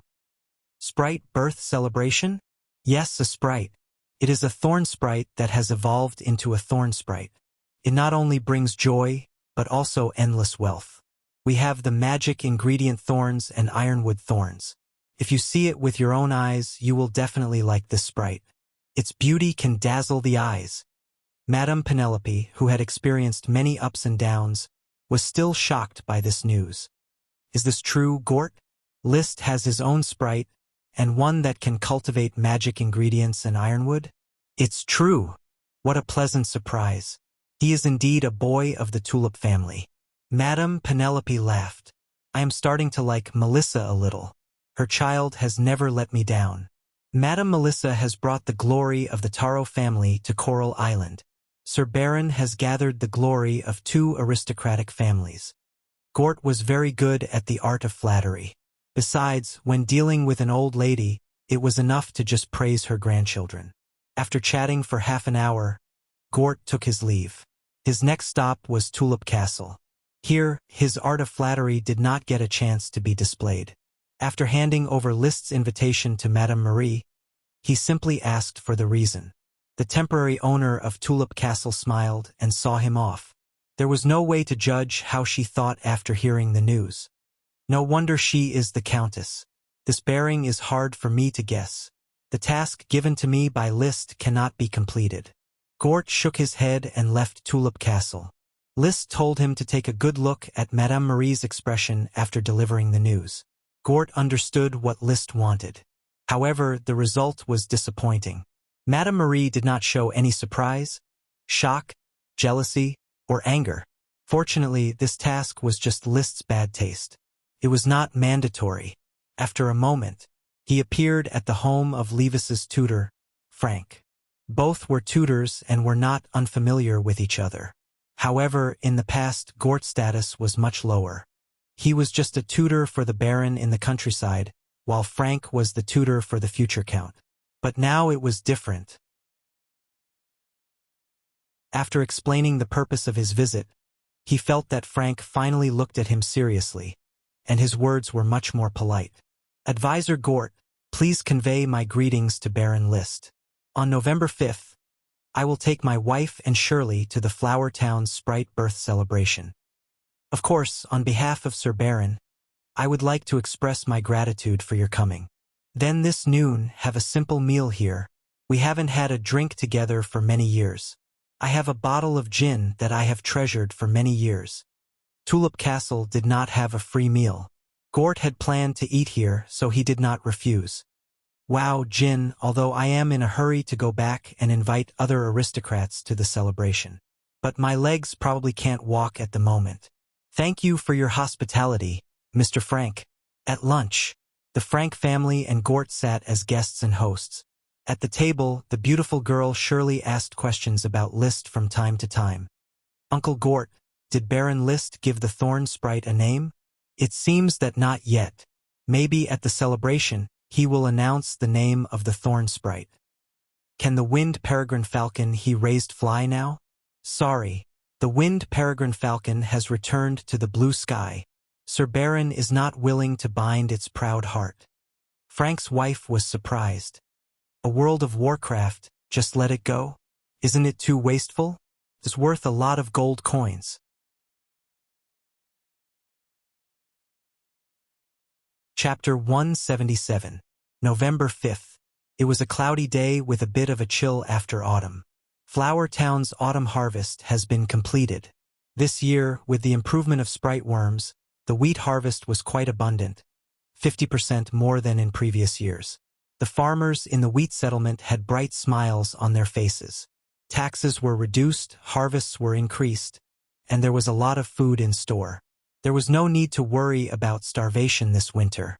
The farmers who planted oats and naked wheat were also very happy. They used manure, pond mud, plant ash, and other fertilizers, and the output was also increased by 10% or 20% than in previous years. Today, the town serfs were still working, but they all had happy smiles on their faces. Today was the celebration of the great Sir Lord's victory over the Thorn Sprite. Everyone supported and loved the bloodline of the Tulip family, because under his leadership, Flower Town had beautiful expectations for the first time. Moreover, there was also a festival benefit of a copper coin. Praise the Sir Lord. Praise the Thorn Sprite. Flower Town will be better tomorrow. With the Thorn Sprite, Sir Lord will win more glory, and the glory of the knight will bless Flower Town. My nephew Philip, who is already a retainer knight of Sir Lord, will follow Sir Lord and get a lot of glory. Will Philip become an Earth Knight? Definitely. That's not necessarily true. He is just a serf, and the Earth Knight is an extravagant hope for him. Bob, you are jealous. Your son was eliminated. You are jealous of Philip. Philip and Xavier have won the favor of Sir Lord, and their future is bright. Quarreling proved that the serfs were not busy enough, and there was room for further exploitation. At this time, the servants in the castle were too busy to talk. Butler Carter's forehead was sweating, and he wiped it over and over again with a handkerchief. After successfully holding the Sea Festival banquet, he was a butler who had seen big scenes, but he was still nervous. Today, there was no count bringing food from Tulip Castle. The ingredients for the banquet had to be prepared by the castle itself. For this reason, he had been purchasing ingredients 2 days ago, buying all the ingredients available in the North Valley City. List was never stingy with the castle's expenses. Carter had the confidence to rely on the castle's financial resources to hold the banquet. Mrs. Abby, make a wok for Lucas as soon as possible. He needs a wok for 2 dishes. Tom, leave the task of fetching water to Jim. Now bring Parker and John to mow the lawn at the castle gate. The guests will be arriving soon. Mrs. Morrison, I need your help. The layout of the restaurant is not up to standard. Master doesn't want us to use the black tulip logo, so the curtains have to be replaced with the red tulip logo brought from Tulip Castle. We and Tulip Castle are the same family. Jesse, where are you? I need you to go out and tell Renard from the bakery about the quantity and style of bread today. Here is the list I wrote. Give it to him. There will be a lot of guests coming today. Their horses will stop around here. Barton, you must make sure you take good care of them. The busy servants of the castle did not affect the owner of the castle, Baron List. He got up as usual and went to walk his dog. Blessed Curls had already flown away. His only pet was Dawson. He took a walking stick made of fast-growing iron thorns and strolled along Dawson Avenue. The tip of the walking stick pointed at both sides of Dawson Avenue, which was about to be completed. Dawson, rockthorns. Poochie. A thick rockthorn broke through the ground. The walking stick pointed to the other side, and another rockthorn appeared. He kept pointing, and Dawson kept releasing rockthorns, almost instantaneously, without the slightest pause. Soon, on both sides of Dawson Avenue, there were 2 rows of rockthorns, like trees on the side of the road, one next to the other, looking very beautiful. The important thing was that, after the celebration, the workers would break the rockthorns and pave the road. Good morning, my lord. Gort was dressed in a festive outfit with a laugher, pleated collar, around his neck, making him look like a jar from the head down. Good morning, Advisor Gort. Your Dawson seems to have grown a little.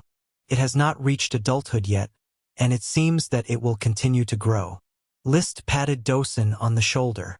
He was getting more and more satisfied with the flying dust dog. It was not easy for him to touch Dawson's head. List's own height, measured with a tape measure commonly used on the continent, was 1.85 meters. Dawson's length from head to tail was 4.26 meters. The shoulder height of its forelimbs was 1.41 meters, and the height of its hind limbs was 1.25 meters. In its natural state, its head was 1.97 meters. Compared with the ordinary tigers on Coral Island, Dawson was clearly 3 times bigger. Ordinary humans weighed about 130 kilograms, while Coral Island's tigers weighed about 500 kilograms. Dawson's weight had reached 1,300 kilograms. In terms of canines, Trembling Woods was worthy of being called a giant. It will continue to grow. Heavens, will it become Coral Island's largest world of Warcraft? Gort's tone was pompous, and he seemed very surprised. In fact, he was just playing along with List and showing off Dawson. Although he knew that the other party was flattering him, List was still willing to be fooled. Perhaps it is unlikely to become the largest world of Warcraft. After all, the Thundertusk boar's weight is several times that of Dawson. However, compared to the only purple sand crocodile, Dawson should have a 50-50 chance of fighting it. The purple sand crocodile had thick skin and a wealth of magical means. Dawson could only use rockthorns, but he was agile. Of course, they were all intermediate World of Warcraft. Without a real comparison, no one could guarantee which one was stronger. The right timing, the right place, and the right people would affect the outcome of the battle. The purple sand crocodile was just a stupid World of Warcraft, while Dawson had Flower Town as his backing. Gort exclaimed, "To be able to fight the purple sand crocodile is already a remarkable achievement. Sir Count was unable to kill the purple sand crocodile. Of course, Sir Count does not attach much importance to the purple sand crocodile, but it is enough to show the horror of intermediate World of Warcraft. Dosen will be Flower Town's strongest guardian. His appetite is quite big. List complained with a smile. In the past, Dosen's one meal was equivalent to his 7 meals. Now, Dosen's one meal was equivalent to his 7 days of meals. The key was that Dosen was very picky about food. He refused to eat ordinary meals. He had to eat chicken, fish, and eggs. Occasionally, he would eat tomatoes and wild fruits to supplement his vitamins. If it were a countryside aristocrat, they simply could not afford to raise Dosen. Even List was a little regretful. I shouldn't have cut down the Thorns Ridges forest. I should have used it as Dosen's canteen to preserve the beasts and World of Warcraft. This was just a happy annoyance. After a while, Isaiah, Blair, Marcus, and the others arrived at the castle one after another. Everyone had changed into festive costumes. Frack Abbey. Even the 2 wizards had changed into tuxedos and rushed to the celebration. List took a bath and changed into his own Frack Abbey. Aristocratic costumes were very cumbersome. Under Thomas's service, it took him a quarter of an hour to put on the clothes neatly. He felt his body was a little tight. Fortunately, the weather had turned cold and he did not feel stuffy.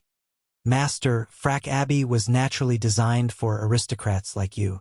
It sets off your nobility and extraordinariness. Thomas praised sincerely. This was indeed the case. When the nobles of North Valley City arrived one by one, List stood in the middle of the crowd of nobles. They were all Frack Abbey-er. No matter how one looked at it, List had the effect of being the focus of attention. He had a handsome appearance, a tall and straight figure, a noble temperament, and a faint and gentle smile. Chapter 178.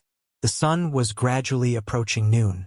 On the lawn in front of the castle, carriages were parked one after another, as well as a large number of horses. Gort, as a greeter, warmly chatted with every aristocrat participating in the ceremony at the castle gate. Only important guests would be personally greeted by List. For example, his grandmother, Lady Penelope. "Grandmother, you've had a hard journey. I'm sorry to have made you come from so far away." List and Lady Penelope gently hugged. Tulip Castle hasn't celebrated the birth of a sprite for several years, so of course I have to come. Lady Penelope's body was still strong, dressed in a black dress and a black hat. "It's just that the journey is too long, and the carriage is going to break my old bones." "How could that be? Your body is so strong that even riding a horse is no problem." List smiled and handed Lady Penelope's arm to Mrs. Morrison. "Help the old lady upstairs to rest, and be careful of the stairs." "Master, please rest assured." Mrs. Morrison and Lady Penelope's attendant immediately helped the old lady upstairs to rest. List watched his grandmother enter the castle, then withdrew his gaze and looked at Lavera, who came with his grandmother. "Dear sister, long time no see. Thank you for coming." "It hasn't been a long time." Lavera was dressed in gorgeous aristocratic attire and wore heavy makeup. She looked more beautiful than usual. She looked at List with a complicated look in her eyes. Finally, she smiled warmly and said in the tone of a normal elder sister caring for her younger brother, "Congratulations on harvesting a sprite. It will bring you countless glory, but you also have to strive forward and don't let down the glory of the Tulip family's night." She was a little surprised, but List reacted quickly and responded with a gentle smile. "I understand. Glory should be obtained by charging on the battlefield. I believe that soon I will be like my father and brother on the battlefield." With that, he gently hugged Lavera. Then he walked into the castle with Lavera, talking and laughing. In the castle's living room, many nobles were already eagerly chatting. There were many nobles on the battlefield, so most of them were ladies of nobles. When they saw Lavera, it was natural for them to socialize happily. List was a man of few words. Most of the time he was a quiet, pretty boy, but he was always the topic of conversation. It wasn't just because he was good-looking. Once, on Coral Island, he was a count's son hidden behind Levis, Lytton, and even behind Lavera. He was like a little transparent. However, in the past 6 months, even the most isolated nobles would often hear of List's name, along with news about seafood, potions, World of Warcraft, and so on. Everyone knew that List's rise could no longer be stopped. If he didn't build a good relationship now, when would he? It's a pity that my daughter is still too young. Otherwise, I would introduce her to List today and let them have some sparks. A noble lady, looking at the quiet, picturesque List with a fiery gaze, felt a surge of emotions. She wished she could replace her daughter and capture him first. List felt the noble lady's gaze, but did not respond. If he wanted to, he could probably pry off half of the nobles of Coral Island, or at least give the other party a hat. After exchanging pleasantries for half an hour, Gort welcomed new nobles. They were Frank and his wife, as well as a bright and beautiful girl. Mr. Frank, madam, thank you for coming. List stood up and greeted them with a smile. Then his gaze fell on the girl. This is? Brother List, I am Sully, little Sully. The girl's sweet smile instantly reminded List that this was the little fat boy in the memory of his predecessor. A girl changes 18 times between childhood and womanhood. Sure enough, the little fat boy was now a slender and elegant girl. You've changed so much that I almost didn't recognize you. Little Sully, long time no see. Sully blinked her eyes and boldly asked, Then, do you think I've become more beautiful or ugly? Of course you've become more beautiful. List responded to the girl with a slightly exaggerated tone of affirmation. The other party reminded him of the princess played by Elle Fanning in the movie, The Sleeping Spell. Even their hairstyles were very similar, except that Sully's hair was a bit more brown, while the princess' hair was a bit more golden. Such an occasion was not suitable for reminiscing about the past. After exchanging greetings, Sully followed her parents, sat down, and skillfully chatted with the surrounding nobles. List joined in a few words and then had to go outside to greet the new guests. A team of knights escorted a gorgeous carriage with a red tulip flag. There was no doubt that Madame Marie and Lytton of Tulip Castle had arrived. The carriage arrived at the castle gate. List walked out of the gate, a standard aristocratic smile hanging on his face. Thank you for coming, madam. This is a festival that belongs to you. If your father was not on the battlefield, he would have come to celebrate for you in person. Madame Marie also had a standard aristocratic smile. Lytton had grown a bit taller than the last time they met. Only, he was as thin as a stick and had an ordinary appearance. In terms of appearance, the number of people on Coral Island that could match up to List could be counted on one hand. He looked at List with his acne-covered face. Big brother List, where is your sprite? Sleeping. You will see it soon. I really envy Big Brother for having his own sprite, and a thorny sprite at that. Did it evolve in the Thorns Ridge? I heard that the Thorns Ridge has a lot of thorns. Upon hearing Lytton's words, List raised his eyebrows slightly. The annexation of the Thorns Ridge could barely be regarded as a stain on List's record. After all, he had taken advantage of the Count. He didn't know if Lytton had mentioned the relationship between the Thorns Ridge and the Thorny Sprite unintentionally or intentionally, but it was best to cut off this association. He responded with a smile. It evolved in the meadow next to the castle. I got some new varieties of thorns from Beer Castle, which prompted the evolution of the Thorn Sprite. List casually explained. He said, The guests are all here. Madam Lytton, please go to the second floor. The celebration banquet is about to begin. The dining hall on the second floor. The nobles gathered together and sat in the arranged seats according to their titles and statuses. They chatted happily while waiting for the wine and dishes to be served. As the banquet's host, Gort stood up and clapped his hands.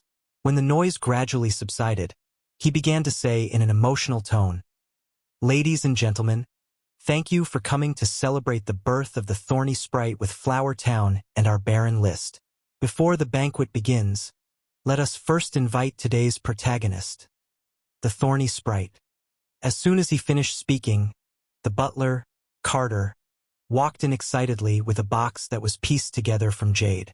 He opened the box, and the sleeping Thorn Sprite suddenly woke up. It rubbed its eyes, fluttered its wings and flew up, and landed accurately on List's shoulder. It seemed that it was not fully awake, and it yawned in a very human way. Whoa!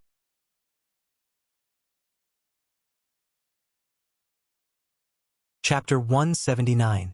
Everyone, come and witness this beautiful, magical, and noble little creature. Gort cheered loudly. The appearance of the thorn sprite was not so shocking. In fact, the little fellow, who had not woken up yet, did not pay attention to these nobles at all. She just sat on List's shoulder and dozed off. It had just been born and was full of curiosity about everything. Last night, it went to bed very late and seemed a little listless. But this did not prevent the nobles from praising the thorn sprite with loud applause. At the same time, their eyes were cast on List and the sprite on his shoulder with envy, jealousy, appreciation, desire, and so on. This applause obviously disturbed the thorn sprite. It flew up at once, made a fierce expression at the applauding crowd, waved its fist, and opened its mouth and shouted, "Wow, wow, wow!" This obviously did not intimidate anyone, and everyone applauded even more vigorously. The lively sprite was obviously more pleasing to the eye than the dozing sprite. It's so beautiful, beautiful little creature. I seem to see it shining with the light of gold coins. The glory of the night favors the tulip family, and Baron List has inherited the nobility of the Earl. Beautiful, as lovely as those sprites in Tulip Castle. Seeing that her intimidation did not work, and that this group of humans were still chirping, the thorn sprite was furious. It suddenly stretched out its pink little fist, opened its chubby little palm, and shouted, "Wow!" But a few flashes of light were seen. It flew towards the crowd. The light quickly stained the clothes of many people, and at a speed visible to the naked eye, green sprouts appeared, and actually began to grow and stretch out branches. Oh my God! It's the sprite seeds. The thorn sprite sprinkled seeds on our clothes. The nobles hurriedly stood up and patted the sprouts on their clothes. For a moment, the whole banquet scene was in chaos. At this moment, List suddenly said, "Stop, little guy!" In an instant, the thorn sprite flattened its mouth, reluctantly flew back, and landed on List's shoulder again. The sprouts on the clothes of the nobles also stopped growing. They were slapped and torn off by their hands. It didn't take long for it to be cleaned. Because she was very close to List, Madame Penelope was not sown with seeds. She looked at the elf and said with a smile, "Naughty little fellow, it reminds me of the Count's elves. A few of them are as naughty as it. I like these little elves. They are wilder and more aggressive." Lavera interjected. Some seeds were scattered on her clothes, but she quickly patted them off and did not tear her clothes. "If I had a little elf, I would be willing to be teased by it every day." A baron of North Valley City shook his collar and said, "The little sprite won't tease its master. It just likes to play. Being naughty means it's full of energy." List waited for everyone to tidy up their clothes and take their seats before apologizing with an insincere smile. "I'm sorry. It's just born. So it's still a little grumpy about strangers disturbing it. I've already restrained it. Everyone, please forget the prank just now and let's continue the banquet." The nobles expressed that they did not mind. It did not matter whether they really did not mind or not. Gort cleared his throat and continued to preside over the celebration. Everyone has seen our naughty protagonist.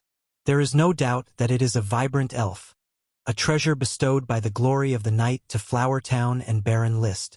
"So, what's its name?" a noble lady suddenly asked. "What's its name?"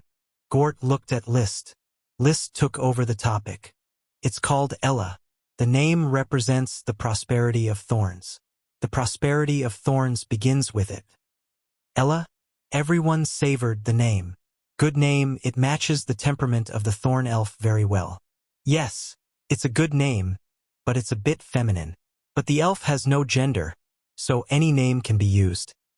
Ella, is it written like this?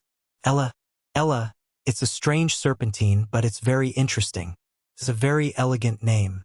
Everyone thought that the name was good. Even if they felt unpleasant in their hearts, they still felt good on the surface. Only Madame Penelope complained, Ella? Sounds like names like Marie and Melissa. List, can you give it a different name? Madame Marie, who was sitting next to her, smiled awkwardly and politely. List was also very embarrassed. Melissa was his mother. This old grandmother really didn't give him any face. He could only say, "Grandmother, Ella likes its name." Wow! The thorn elf, sensing the call of List in his heart, shouted at him, "I'm glad you like it." Madame Penelope did not force it. Perhaps she just wanted to take the opportunity to express some of her own views. The meeting of the thorn elf, Ella, set off the celebration atmosphere. It was almost time for dinner. After asking for instructions, Carter motioned for the servant to start serving wine and pour a glass of red wine or fruit wine for each guest. List picked up the red wine in front of him, looked around, and slowly said, "Thank you for coming to Flower Town's elf birth celebration. Everyone knows what the birth of the elf means, especially the elf with the magic potion behind it. My father and brother are already on the battlefield, continuing the glory of the Tulip family." The nobles looked at the young, handsome baron. They listened carefully. List's speech level was average, and there was no literary talent. He was just releasing a signal. "I, List Tulip, as the blood of the Tulip family, am sheltered by the family, and hope and must win glory for the family." He paused. His voice increased. "Flower Town is just a small town, but with the thorn elf, black tulip, flame mushroom, and fast-growing magic thorns, everything is promising. I will also recruit a group of followers to help me govern Flower Town and form a knight squad to charge on the battlefield." He thought about it. He added, "Flower Town has the ability to win glory from the battlefield. Do you see the flying dust dog at the gate of the castle? Has eaten the bloodline fruit and has evolved into an intermediate world of Warcraft. And it is loyal to me. It will be my most important partner on the battlefield." Intermediate world of Warcraft. This was the first time List announced Dosun's bloodline level to the public. In the blink of an eye, he heard the nobles sitting around the table suck in a breath of cold air. An intermediate world of Warcraft was not as valuable as a sprite. This was a well-known truth.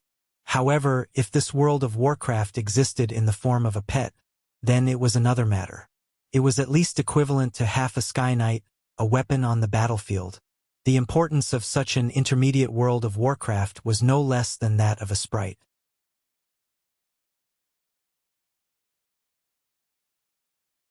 Chapter 180. Dosun's bloodline brought the atmosphere of the celebration to the highest point. If the thorn sprite and the fast-growing magic thorns behind it represented List's future potential, he could fight for the Viscount title, and the next generation could fight for it. With the help of Intermediate World of Warcraft, the Viscount title was no longer a potential, but a certainty that it would be worn on List's head. He was even more jealous. He was even more envious. His eyes were so hot that they were about to burst into flames. List suddenly felt that this situation of being stared at with strong emotions was still very enjoyable. He couldn't help but think, no wonder everyone is working tirelessly to become an aristocrat. The aristocratic system under the rule of the knight is not only a system, but also a social atmosphere. It was like China in the era of stereotyped writing, where everything was inferior and only reading was superior. In this world, everything was inferior, and only the knight was superior. At this moment, List really felt that he, like the people of this world, had a desire and ambition for aristocratic glory.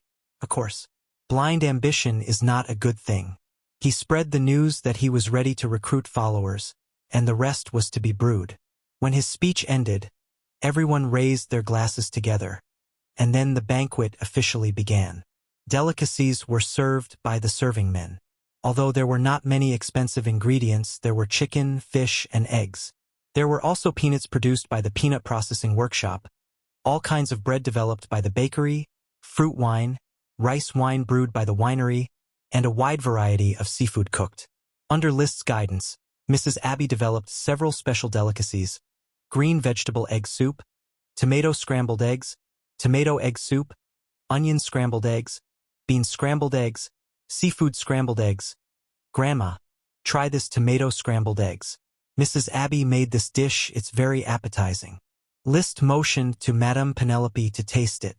Looking at the plate, which was no longer a variety of strange pies and sauces, he was very satisfied. People in China paid attention to eating, and so did he. When he first came, he was limited by his inability to cook, and nobles should not enter the kitchen, so he tried to suppress his desire for food. It was not until the seafood craze began and Raynal was encouraged to invent new bread that he gradually enlightened Mrs. Abby. At present, Mrs. Abby had successfully comprehended the two forms of Chinese cuisine, scrambled eggs and egg soup. Thus, through constant exploration, Mrs. Abby found the right ingredients for scrambled eggs and egg soup. Unable to stop, she made many kinds of scrambled eggs and egg soup. There were even a few times when Liszt's lunch consisted of scrambled eggs and egg soup. Unfortunately, the oil and salt ratio is still lacking. It's not as delicious as the scrambled eggs back home. Eating a mouthful of tomato scrambled eggs, Liszt recalled his life before he crossed over, and a faint sadness emerged in his heart. There was a long way to go to enlighten Mrs. Abby. Scrambled eggs were delicious, but stir-frying was not limited to scrambled eggs. In Chinese cuisine, there were stir-frying, deep-frying, stir-frying, pasting, roasting, braising, roasting, salt-baking, smoking, mud-roasting, boiling, stewing, boiling, steaming, shredding, honey sauce, syrup, rinse, and so on. Liszt did not know how to cook, so he could not reproduce these cooking skills one by one. However, he still knew the basic principles of stir-frying and boiling. In addition, he was also very familiar with hot pot. This year's winter in Flower Town was inevitable to bring out hot pot. There is also tofu. Tofu must be invented. Mapo tofu is my favorite. Tofu did not exist here, only beans. Most of them were peas. There were also soybeans, but not many. These beans were hard to digest, and if one ate too much, one would fart. It was usually eaten by commoners. Liszt had also eaten boiled beans several times, and they were indeed unpalatable.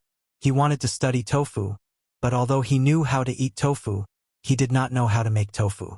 He only knew that there were marinated tofu and gypsum to make tofu. Roughly speaking, the beans were ground into soy milk, marinated or gypsum, and then condensed into tofu. As for why it turned into tofu, he did not understand. What was marinated, and what did it have to do with braised pig trotters? He knew about gypsum. Broken hands and feet needed to be put in a cast, but what kind of existence did gypsum exist in nature? Therefore, it was difficult to produce tofu. He could only endure it for the time being. Having scrambled eggs to eat was already a kind of progress. There was no need to always think about taking big steps, as it was easy to pull the eggs when taking big steps. Well, it is indeed delicious. It is called tomato scrambled eggs. Madame Penelope was very satisfied with the tomato scrambled eggs. Liszt smiled. If you like, you can send your chef to learn from Mrs. Abby. The recipe is not confidential to you. Baron Liszt, can we also send a chef to learn? An aristocrat asked. If Mrs. Abby agrees, of course. Liszt used Mrs. Abby as a shield. It was impossible for these aristocrats to learn to cook for free. They had to exchange money for the recipe. There was no such thing as a freeloader. The fresh dishes won everyone's unanimous praise. The celebration of the birth of the sprite also had a perfect curtain call. After the luncheon was over and a short rest, the aristocrats also set off. They passed by Dawson's kennel. They couldn't help but look at Trembling Woods a few more times. Heavens, it is so big. Only an intermediate world of Warcraft can have such a body. The Flying Dust Dog is a low-level world of Warcraft. Yet it is already the king of Thorn's Ridge. Now that it has become an intermediate world of Warcraft, how powerful would it be? The stone pillars on both sides of the road are its masterpiece. The night is blessed by glory. The rise of the Flower Town is coming. Incredible, I feel like I've gone crazy standing in front of an intermediate world of Warcraft. Dawson had no feelings for this group of people. He didn't even look straight at them.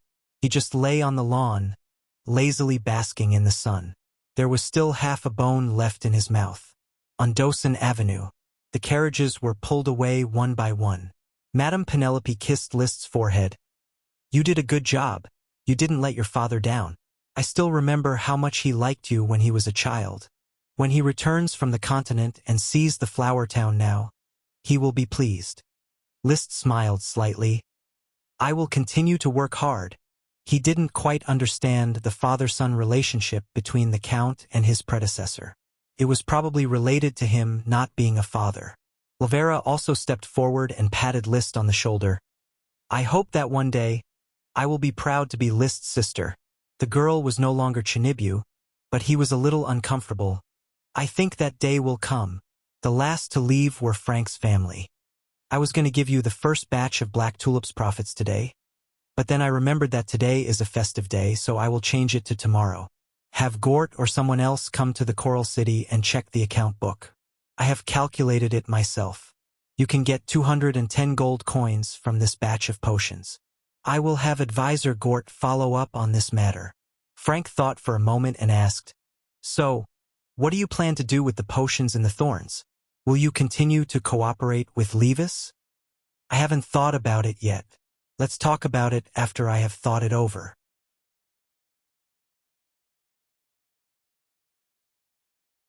Chapter 181. List understood what Frank meant. He wanted to create an opportunity for him and Shirley to get along. He also knew that the way Shirley looked at him was very enthusiastic. If List had been a little more debauched, he might have been able to keep Shirley in Flower Town that night. However, he was a gentleman after all. He just chatted with Shirley about his childhood, mostly Shirley talking and he listening. Because the memory of his predecessor was blurred, many details could not be remembered. After a while, Shirley said goodbye. "Brother List, can I still come to Flower Town as a guest?" "You are very welcome. If Brother List comes to Coral City, you can come to me at any time. I am now helping my mother with some needlework at home and have a lot of free time." "Okay. Then I will go back first. My parents are still waiting for me in the carriage." List kept a smile on his face. "Be careful on the road." Shirley turned around and walked towards the carriage.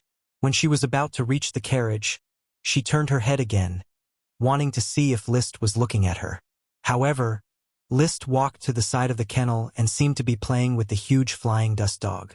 Intermediate World of Warcraft, which was supposed to be terrifying, was really like a puppy, circling around him. She suddenly felt a little lost. With the help of the coachman, she got on the carriage. "Shirley, how did it go with List?" Frank's wife asked as the carriage was on its way. "I don't know, Mom. Brother List is very polite.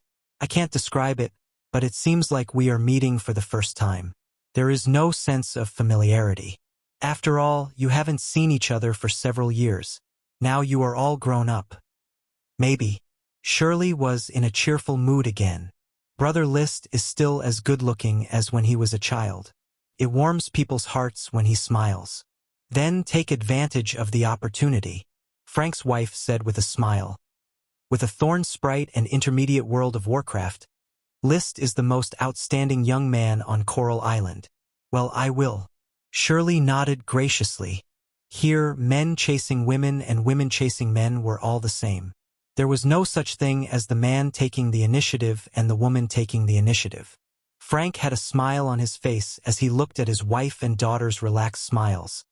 But there was a hint of pity in his eyes. Having served the Tulip Castle for many years, he knew very well that the Tulip family were not ordinary nobles who knew their place. Lavera was more arrogant than the male nobles, and Levis was determined to marry the daughter of Marquis Roderick. Mary and Lytton, this mother-son duo, had never been lenient when it came to occupying Levis's resources.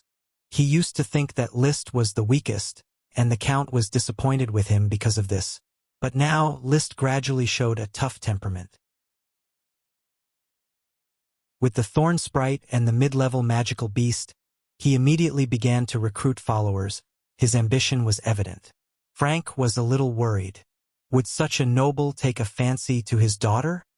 He learned from Levis that on Red Crab Island, List even refused the daughter of the Viscount, let alone Shirley, who was just the daughter of a Lord Knight. Fortunately, seeing his daughter so outstanding, he was a little relieved. Maybe Shirley can win over List. He is a young man who has never seen the world and has been holed up in Coral Island. Shirley graduated from Oxhorn College and is smart. Even if List does not succeed, there are still many aristocrats pursuing Shirley on Coral Island. Thinking of this, he couldn't help but relax. We will stay overnight in North Valley City. I have some old friends, and I have been looking for an opportunity to catch up with them. All the guests were sent away.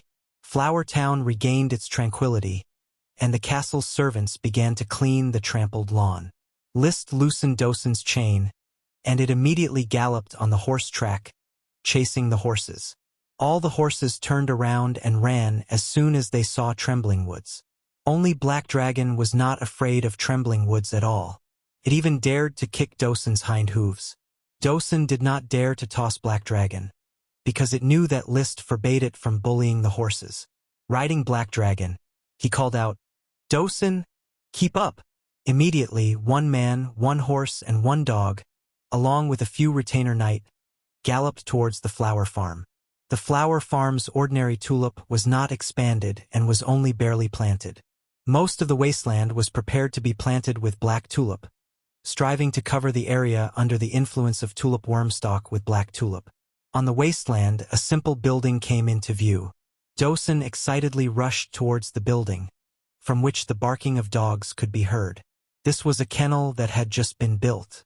There were 20 female wolfhounds in the kennel. These wolfhounds were of good breed and were tall. They were good helpers in guarding the house. However, when they came to Flower Town, their fate immediately fell into a tragic situation.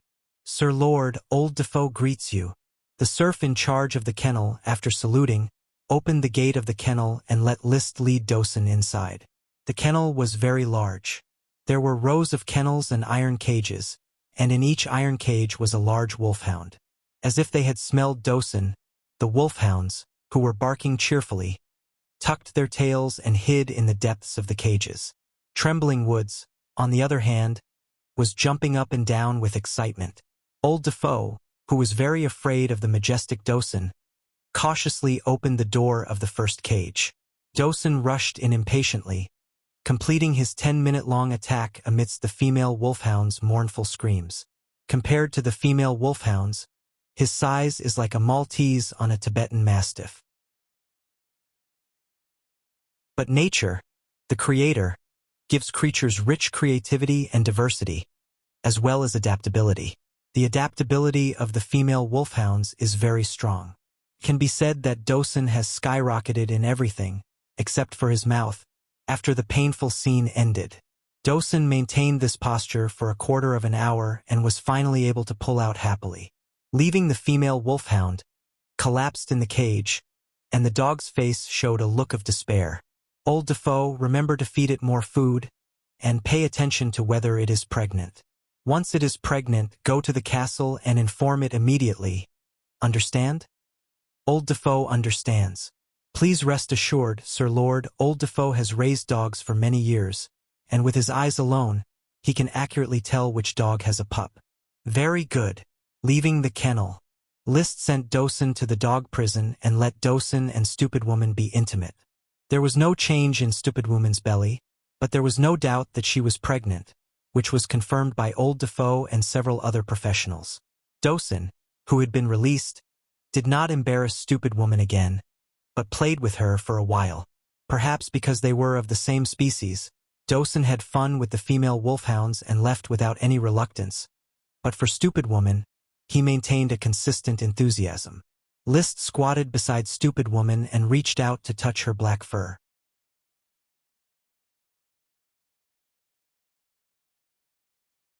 Chapter 182. It seems that Stupid Woman's fierceness has been smoothed out and she can be released to walk around. However, it is still better to be careful. Let her stay in the dog prison and give birth to the flying dust puppies. List looked at the tamed Stupid Woman. Somehow, he thought of the unruly Blessed Curls and vaguely regretted it. Perhaps he had not been soft-hearted and persisted for a while, and Blessed Curls would have surrendered. After all, Blessed Curls and Stupid Woman were just World of Warcraft.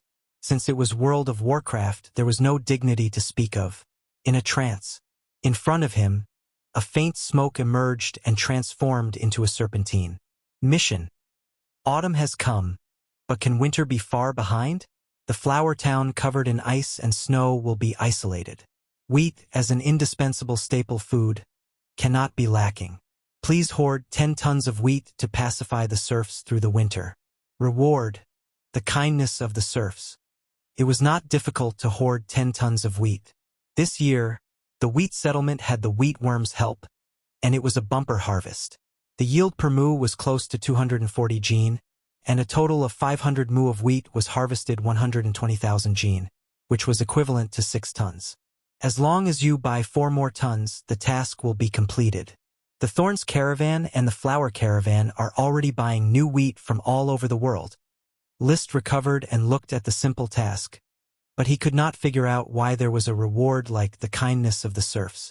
He even thought disdainfully, do I need the kindness of the serfs? They just need to work hard, build my territory, and provide me with luxury. Compared to other lords, he was already a benevolent lord when it came to his attitude towards serfs. Even if other lords beat or even kill the serfs, they had never seen the serfs resist. Therefore, in Flower Town, his position as the lord was very stable. The nobles under the knight system did not need any public opinion at all. They only needed the corresponding strength to get everything. Even if this mission reward was useless, it was useless. But for the next task, List still had to complete it. It was a task that was convenient.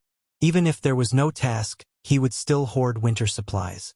With this thought in mind, he waved his hand lightly and erased the smoke mission. His gaze returned to Stupid Woman.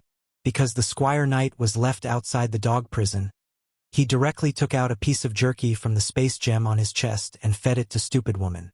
When Dosen saw the jerky, he wanted to grab it, regardless of its relationship with Stupid Woman. Go away!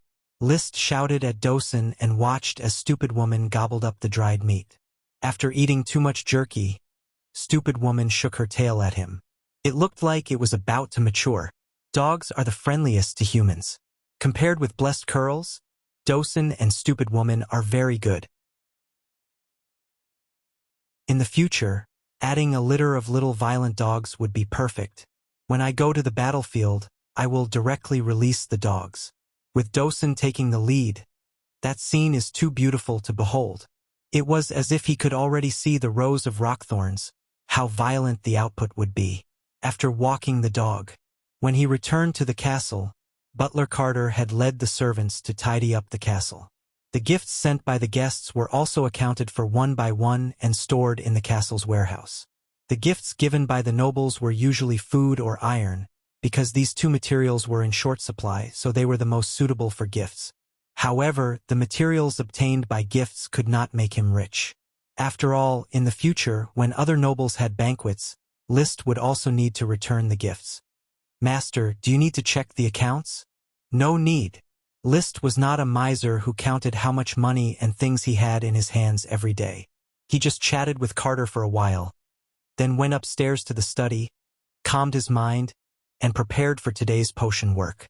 He opened the flame mushroom magic potion and drank it. Suddenly, flame-like magic spread out.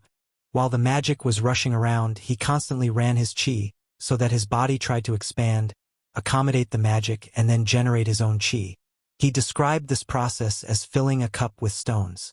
The ordinary Earth Knight's practice was to fill the cup with small stones, but no matter how much it was filled, it would be full of gaps. The elite Earth Knight relied on constant shaking and rubbing against the stones, making the gap a little tighter. The elite Earth Knight, on the other hand, used magic potions instead of sand to fill the cup. He was now repeating this process. It wasn't difficult, but it required a constant supply of energy and patience. Once you take the magic potion, don't stop, at least not intermittently. Otherwise, the chi created by the magic potion will continue to shrink, and eventually fall to the level of an ordinary Earth Knight. But you can't take it too often, you have to find the degree to which the body adapts back and forth. This was the truth that the Count told his sons in his memory. How to take the potion well. The Count himself took the potion for 10 years to break the body shackles and transform the mid-level chi into high-level chi. This precious experience would be the most core secret of the Tulip family, and no one except the direct bloodline could disclose it. Liszt silently refined the magic of the magic potion to impact his own chi. At the same time, Liszt was comparing his own experience with the secret taught by the Count. He had to find a degree that was suitable for his body. The Count once said, "Everyone takes the magic potion in a different way. It is necessary to judge and master the degree according to your own body." Exceeding the degree would not only waste the potion but also damage the body. If the degree was not reached, not only would it waste time, but it would also increase the body's resistance to the potion. Not every rich elite Earth Knight can rely on the magic potion to become a Sky Knight. Otherwise, the great aristocracy will never fall. A smart mind, a keen sense of touch, and a heart that is not afraid of difficulties are all qualities that a Sky Knight needs to have. These words, the predecessor firmly remembered in his heart, showing that there was a tiger hidden in his heart. But what the predecessor lacked most was probably a sense of understanding, so everything benefited the current Liszt. The days of celebration passed and life in Flower Town continued. Cart after cart of wheat transported the newly harvested wheat to the granary not far from the castle. In order to complete the so-called task of stabilizing the serfs, he asked Karl Hammerstein to lead his patrols to publicize this year's harvest. The Lord loved the people, hoarded wheat, and had no worries during the winter. The winter of previous years was a dark memory that the residents of Flower Town could not erase. This year was the most comfortable year for the residents of Flower Town. They were full of hope for the winter, not to mention Liszt's propaganda. No serf showed fear of the winter. "This year will be very good, Maggie. Don't worry." Harriet, a peasant woman from Barley Town, said to the thin little girl at the table. The little girl Maggie was a serf bought from the Eagle Kingdom. She had learned Serpentine from old Grandette and was not very proficient, so she was confused. "Mrs. Harriet, what?" "Eat. Belly." Harriet touched Maggie's little head kindly, pointed to the bread, then pointed to the belly and said with a smile, "Sir Lord is kind. This winter everyone can eat their fill. We will have a very happy winter. No hunger. No World of Warcraft." She spoke and gestured, successfully making Maggie understand.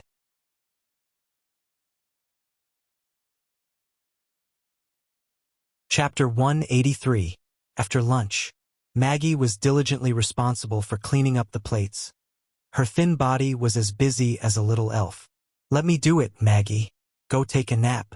You have to train with Lord Rome in the afternoon. Remember to perform well in the training class." Mrs. Harriet liked little Maggie very much. She had no daughter, so she really regarded little Maggie, who was boarding at home, as her own daughter. Because Mrs. Harriet spoke too fast, Maggie could only understand a few snake words such as nap, Lord Rome, training, etc. But she was smart enough to guess what Mrs. Harriet meant. She hurriedly replied in snake text, "Lord Rome's training is easy. Maggie is happy. 3 meals. Flower Town. Great." She spoke and gestured so that the communication was completed smoothly. Mrs. Harriet smiled and her eyes were misty. Flower Town was not like this in the past. At that time we could only eat 2 meals a day, and in winter only 1 meal a day. It was the Lord who brought everything and made Flower Town great. Now we can eat 3 tons of rice a day. In the era of material scarcity, 2 meals a day was the mainstream for civilians, and 3 meals was the standard for aristocrats. When Maggie was in the Eagle Kingdom, she lived in the countryside and ate 2 meals a day with her family. After coming to Flower Town, it was already a great happiness to be able to eat 3 meals a day. She was still young and had not been assigned to farm work. What she needed to do every day was training classes and needlework classes. Training classes taught some punches and kicks to build up strength, while needlework classes invited serfs, dyers, and spinners to teach printing and weaving skills. Maggie learned very seriously. This was because she knew that skills were very precious. In her hometown, learning a skill would cost a lot of money before someone would be willing to teach it. Compared with the illusory prospect of building up strength and cultivating chi, she was more willing to become a spinner. When she finished her needlework class and returned to Mrs. Harriet's house, dinner was just about to start. But compared to the past, the atmosphere at home seemed a little serious. Harriet's husband sat on the bench with a dignified expression. Mrs. Harriet's son and daughter-in-law, who had separated from the family, also rushed over. It wasn't until the bread and seafood were served that Maggie realized what day it was from Harriet's daughter-in-law's gestures. Harriet's daughter's Memorial Day. Mr. and Mrs. Harriet had had a little daughter, but she had fallen ill in the winter and had not had enough to eat and had died 3 years ago. She was only a little older than Maggie when she died. This was also the reason why Harriet and her husband were willing to take Maggie in. The next day, Harriet and her husband even invited Monsieur Grandet of the town to their house. Through Grandet, he communicated with Maggie. "Maggie, Mrs. Harriet wants to form a contract with you as mother and daughter." Maggie was caught off guard and did not know how to get back. Old Grandet said gently, "The past is the past. There is no need to think too much about it. Now that you have come to the flower town, your family is dead. Why don't you form a contract with Mrs. Harriet? It will be convenient to look after her, and they can help you redeem your serf contract and restore your status as a freeman." This was great news. Harriet and her family ran the town's general store, and were well off, and belonged to the well-to-do lot. If she could form a contract with them, Maggie knew that she would have a good future. But she didn't know why, but she was vaguely resistant. "Monsieur Grandet, I have relatives. I have a sister." Old Grandet frowned. He checked Maggie's identity information and did not find any relatives among the serfs. According to Maggie's own narrative, her parents were killed by mercenaries. "You have a sister? Where is she? Why didn't you say it before?" My sister left home several years ago. She said that when she learned magic, she would come back to me. My sister will come back to me." Learn magic? Was she chosen by a certain Mr. Truth and became a magic apprentice? This thought flashed by, but old Grandet did not care. Even if Maggie's sister became a mage, it was almost impossible for her to come to the Coral Island to find her sister. Besides, maybe she died in an explosion. In the mage industry, the probability of an explosion is quite high. He just thought that Maggie was a little shy and embarrassed, so he asked her to think about it for a few days. Harriet and her husband did not mention it again and continued to maintain the previous atmosphere.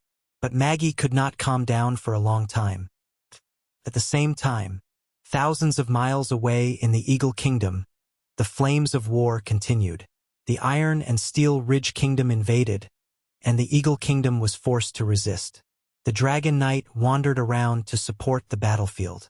On the other side, in the hinterland of the Eagle Kingdom, the army of the Grand Duchy of Sapphire, like locusts passing through, desperately searched the coastline and border castles, plundering all kinds of wealth and minerals.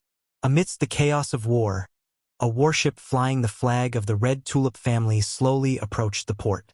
The port lighthouse also hung a red tulip flag. Needless to say, this was naturally the bridgehead occupied by the Tulip family along the coastline of the Eagle Kingdom. There were already servants of the Tulip family, joining the servants of the fleet to sort out the goods, which were all specialties of the Grand Duchy of Sapphire. While fighting and robbing, at the same time trading and smuggling, both did not delay. The entire harbor was bustling with people loading, unloading, and transporting cargo, running around non-stop. Is this the ship of the Tulip family? In a shabby tavern on the dock, a female mercenary with a face scarf, holding a glass of wine, looked out of the window and asked. She was talking about the wind. Opposite her was a shifty-eyed guy, who greedily glanced at the mercenary's bulging chest and answered wretchedly, "Of course, this dock and most of the surrounding castles have been occupied by the Wave-Sword Saint, Lee William. The Red Tulip has become a nightmare for many nobles. Lee William's fleet has been engaged in slave trafficking. Hey, the Sapphire people are a group of serf traffickers. It would be strange if they didn't sell slaves. When will the fleet return? It depends on how fast you mercenaries can catch serfs. If you're fast, maybe you can sell a batch of serfs this month. This is for you." The mercenary flicked her finger in the air, and a shiny silver coin flew into the air and then fell on the table. She got up and left without looking back. The shifty-eyed guy reached out and pressed the silver coin, licked his lips, greedily picked it up, held it in the palm of his hand, and smiled brightly.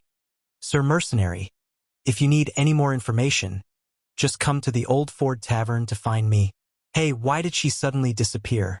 When he raised his head, the mercenary was no longer in the tavern.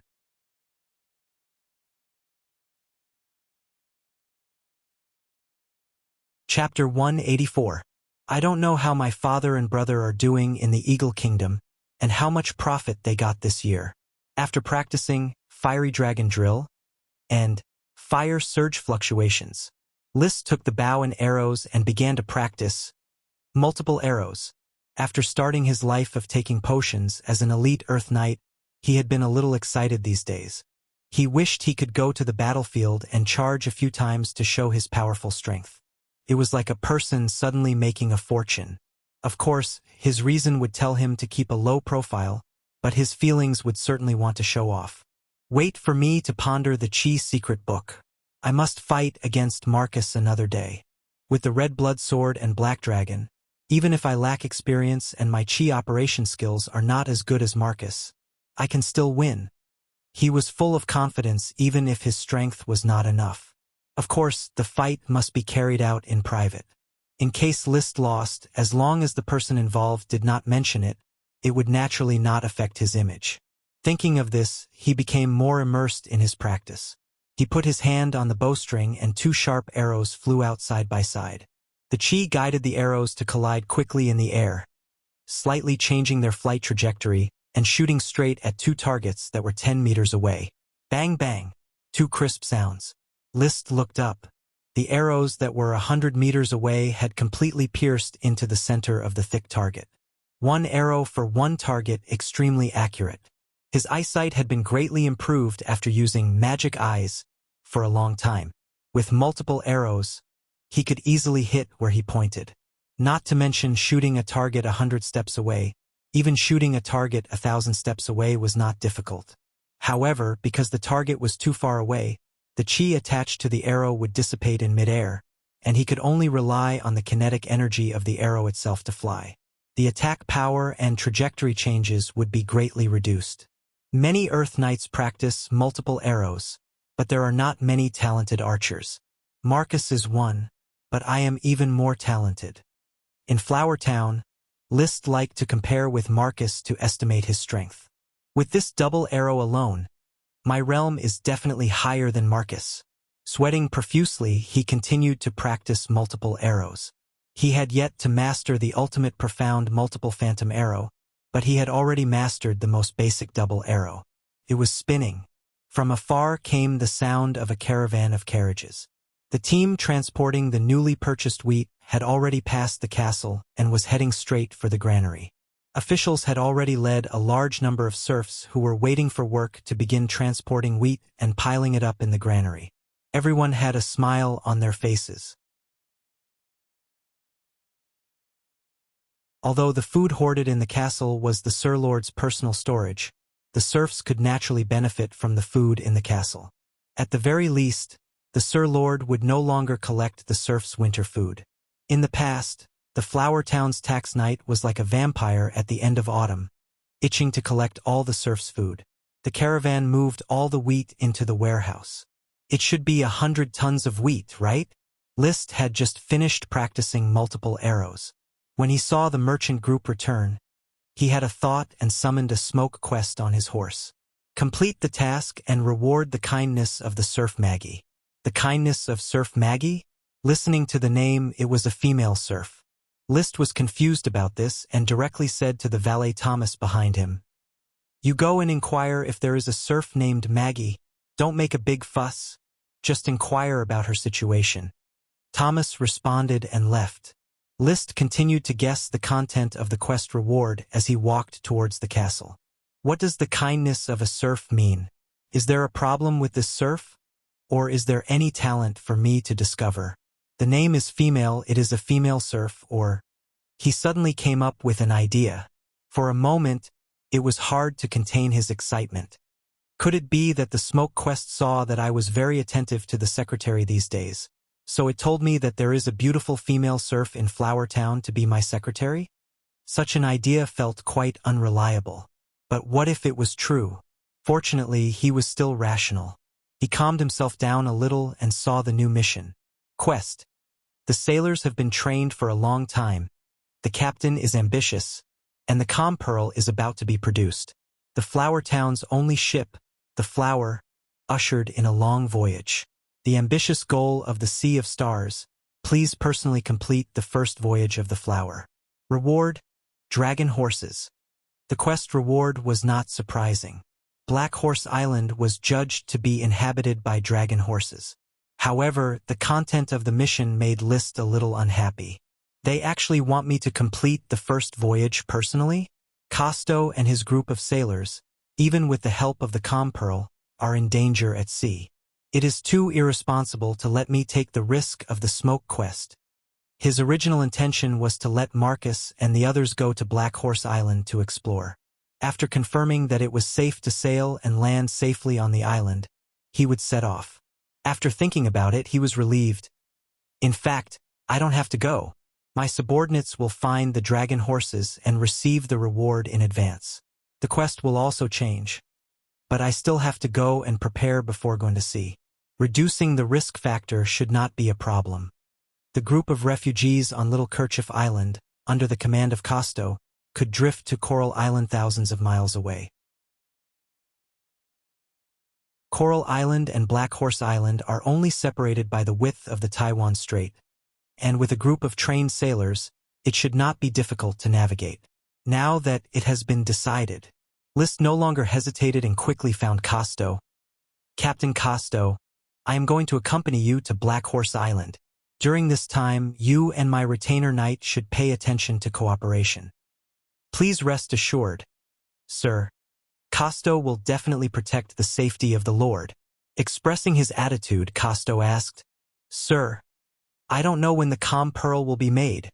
No more than 3 days at the latest.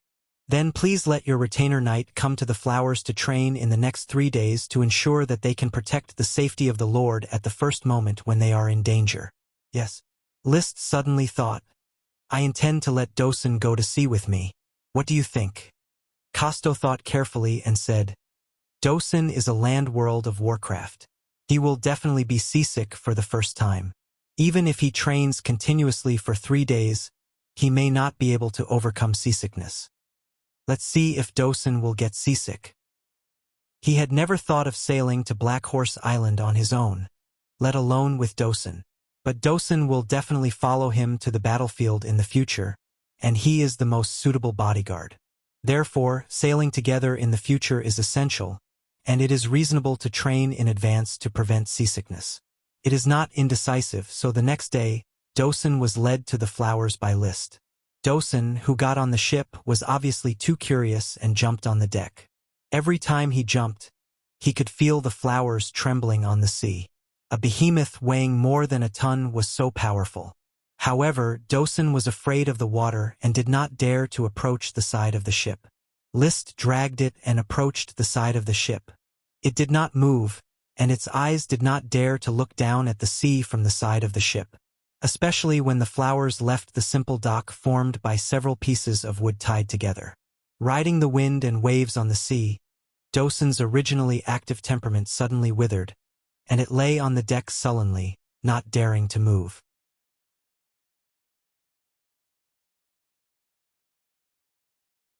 Chapter 185. This chapter is a reward for the leader Q Blockhead. 1 chapter for the time being, and 10 chapters in the future. Swaying left and right, swaying 3 times with 1 step. This was a portrayal of Dosen after getting off the ship. His eyes were cloudy, and he almost vomited. Even if it's intermediate World of Warcraft, I will still get seasick, and I will get very seasick. List was helpless about this. After all, World of Warcraft lived on land. The sailing ship swayed, and even he, who had just crossed over, fainted once when he first went out to sea. However, World of Warcraft's powerful resilience was soon reflected. By the time he took the dizzy Dosen and slowly returned to the castle, Dosun's seasickness symptoms had significantly subsided. His legs were no longer swaying, his vision was no longer blurred, and his voice was louder. Except for his spirit, everything else had recovered. Whether he can overcome seasickness or not, I will take Dosun with me when I go out the day after tomorrow. The flower speed was 5 knots, and it would take 14 hours to reach Black Horse Island, and it would take at least an hour or two to find a place to dock. So after the first voyage, they must camp on Black Horse Island. Without Dosun, List has no sense of security. In case there is intermediate World of Warcraft on Black Horse Island, the recovered Dosun can at least resist 1 or 2. In addition, he and Marcus, 2 elite Earth Knights, will assist from the side. Dosun has become his confidence.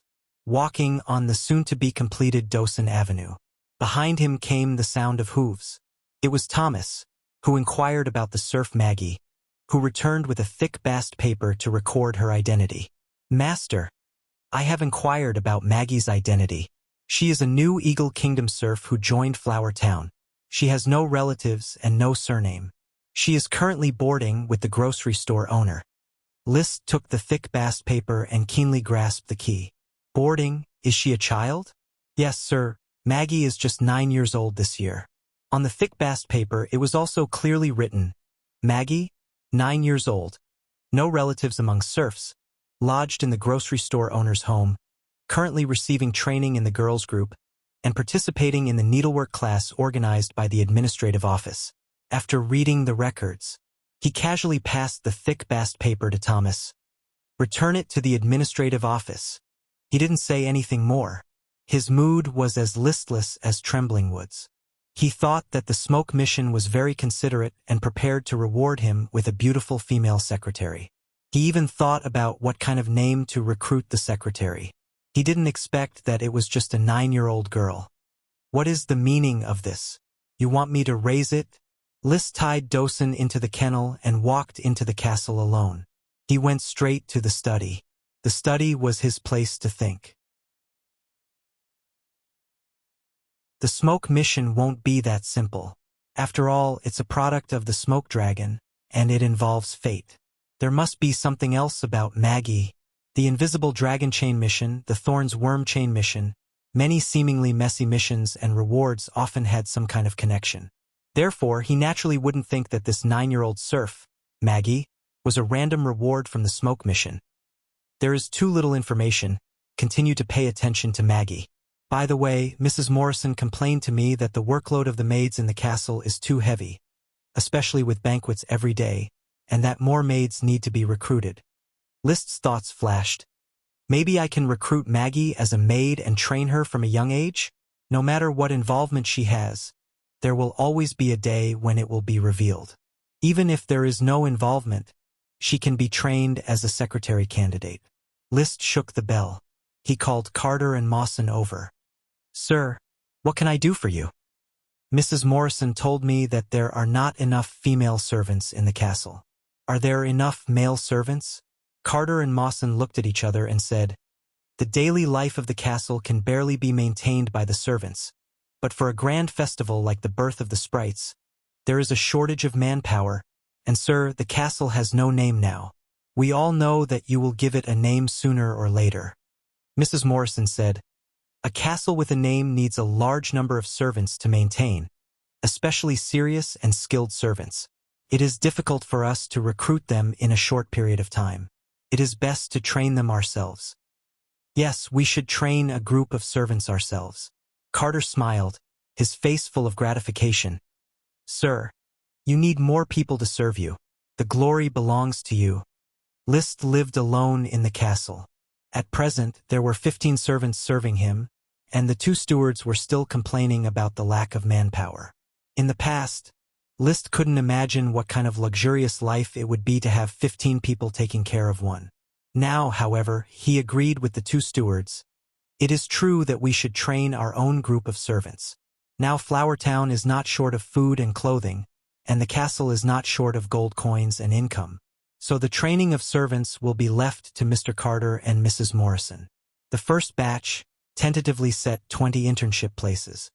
Subsequently, he said euphemistically, I ran into a little girl named Maggie. She is very pitiful and polite. If she wants, Mrs. Morrison, give her an internship place. As you wish, sir. Dinner every day. List told everyone that he was going to go with the flower to sea. The flower will probably stay on Black Horse Island for a few days to look for the dragon horses. Sir, I hope to go with you to Black Horse Island. Gort immediately expressed his loyalty. List directly refused. This is just to explore the way. When it is confirmed that Black Horse Island is going to be developed, I will send you there to arrange things for me if Consultant Gort doesn't want to go. I am at your service at any time. Has Flower Town been developing smoothly these 2 days? Very smoothly. It is expected that before the first winter snow comes, Flower Town will finish all the construction of roads and houses. This winter, I believe the serfs will have a comfortable winter. Have you prepared winter clothes and blankets? The administrative office is not ready, but the caravans coming and going to Flower Town have begun to sell quilts and cotton-padded clothes. I went to the market to check. A cotton-padded coat sells for 12 copper coins. As long as the serfs are not lazy, they can afford it. A quilt costs 25 copper coins, and the serf families should be able to buy too. He finished and added, you don't have to worry that these serfs will freeze to death. They have thick skin and thick flesh. As long as you give them something to eat, they won't freeze to death even if they are thrown into a snow pit. But List didn't think so. Consultant Gort, do you know how much it costs me to buy a serf? Well, 20 silver coins. Since you know it's 20 silver coins, do you now see them as 20 silver coins? Are they worth a few dozen copper coins or 20 silver coins? List asked in a bad tone. He didn't care if Gort looked down on the serfs or not. Everyone was equal. It was a lie to deceive children. But he must pay attention to the value of the serfs and the value they can create.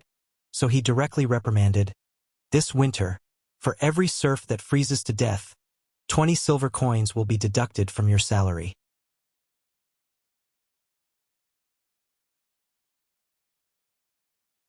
Chapter 186. This chapter is, you can only read with your heart if you spend money. Wheat Settlement. Glanny's workshop. Glanny, who hadn't taken a bath for 5 days, held a black sphere the size of a basketball with his dyed hands. His eyes were bloodshot, but his gaze was hot, as if it could burn people. Success? I, Glanny, have successfully made a magic equipment more precious than gemstone equipment. Glanny raised the calm pearl high, as if a scientist had created Frankenstein. Its magic power covers a range of 182 meters. Within this range, all the wind is silenced by the water attribute magic. It should be called the Eye of the Storm, no, the Lord of the Storm. Then the next moment, List, who was waiting impatiently, snatched the calm pearl. Mr. Glanny, thank you very much for completing the calm pearl for me. I will personally experiment with its effects. You can take a good bath and sleep, and when you wake up, I will hold a dinner party for you in the castle. After that, he asked Thomas to hand over a handkerchief and carefully wiped the greasy calm pearl. Glanny looked at the calm pearl reluctantly, his tone full of regret. It is one step away from being comparable to the little elven soldier. If it weren't for your reluctance to part with the winged peregrine falcon, I would have made it into the top magic equipment. It's a pity that you are too short-sighted. List really wanted to punch him and shut him up, but he still told Charlie with a very noble temperament, take care of your teacher, and remember to remind him to attend the banquet tonight. Understood, Lord Baron. Elksun had finished making the magic potion and returned to Coral City.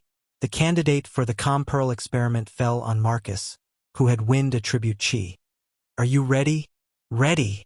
Then let's begin, Teacher Marcus. Yes, my lord. The coverage of the sea-calming divine pearl could not stop Marcus from releasing his chi.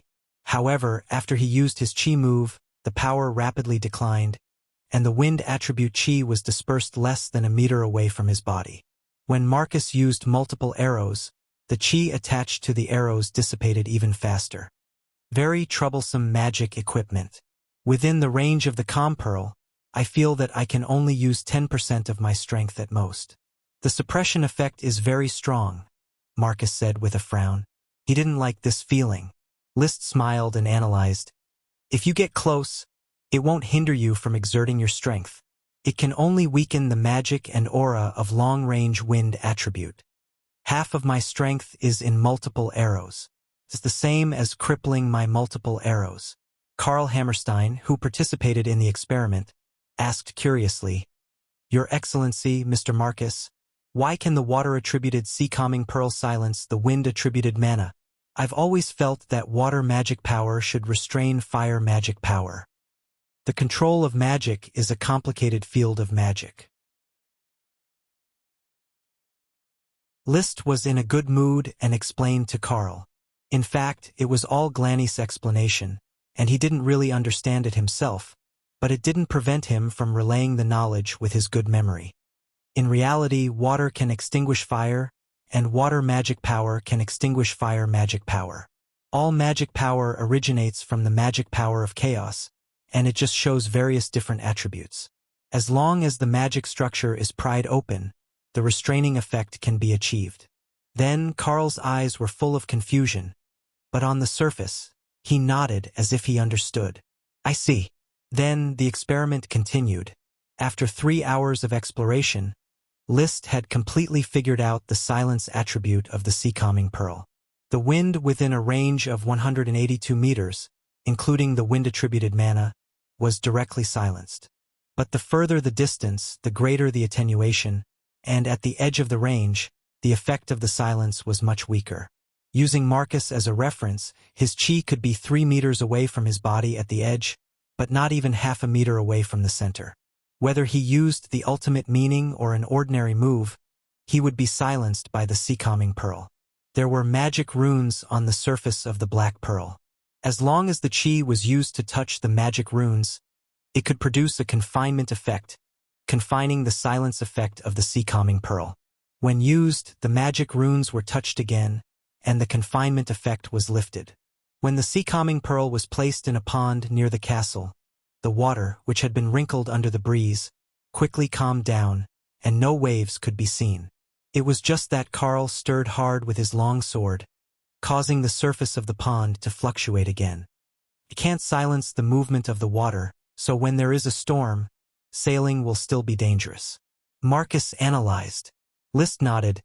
Yes, but if the impact of the storm is eliminated, we can concentrate on dealing with the waves and reduce the danger of the ship capsizing. All in all, he was satisfied with the effect of the sea-calming pearl. Today's time has been missed. Tomorrow morning, we will set off for Black Horse Island with the sea-calming pearl. Early the next morning, Glanny Truth, with his apprentice Charlie, met up with the flower caravan early in the morning, ready to leave Flower Town. I hope we will have the opportunity to work together again, Mr. Glanny. List solemnly sent Glanny to the mainland. He did not like Glanny's attitude, but he appreciated the other's knowledge. He did tell him a lot about magic without concealing anything. I also hope to work together again, Baron List. Glanny's hair was washed, his clothes were washed, and he regained his mage temperament. He put on his hood to hide the expression on his face. Then, I hope that the next time we meet, you have already obtained the noble title you want. Tick-tock. The carriage started. The caravan left. The voyage was about to begin. Butler Carter exclaimed, Thomas, remember to take care of the master's daily life. Don't slack off. Thomas always behaved humbly in front of List. Mr. Carter, please rest assured that I will do my job with all my heart. Carter turned to List and bowed deeply. Master, I hope you will return safely. I will, Mr. Carter. Under the watchful eyes of the servants, List held Dawson's hand and set off with Marcus, Thomas, and the retainer knight to the dock. The sky was not yet bright, but a red line appeared on the white skyline. When they arrived at the dock, they found that Gort, Blair, and the others had been waiting there for a long time. Costo, with the sailors, was busy making the final preparations for the voyage. There was no unnecessary talk. List boarded the Flower with the retainer knight. Costo asked for instructions and arranged the sailors to take their positions. A moment later, The red tulip flag representing the tulip family was hung. The flower, waved by Gort and other officials, slowly left the dock by oars. It sailed towards the depths of the Azure Sea. When the ship had entered the deep waters, Captain Costo immediately shouted, "Raise the sails!" Crash.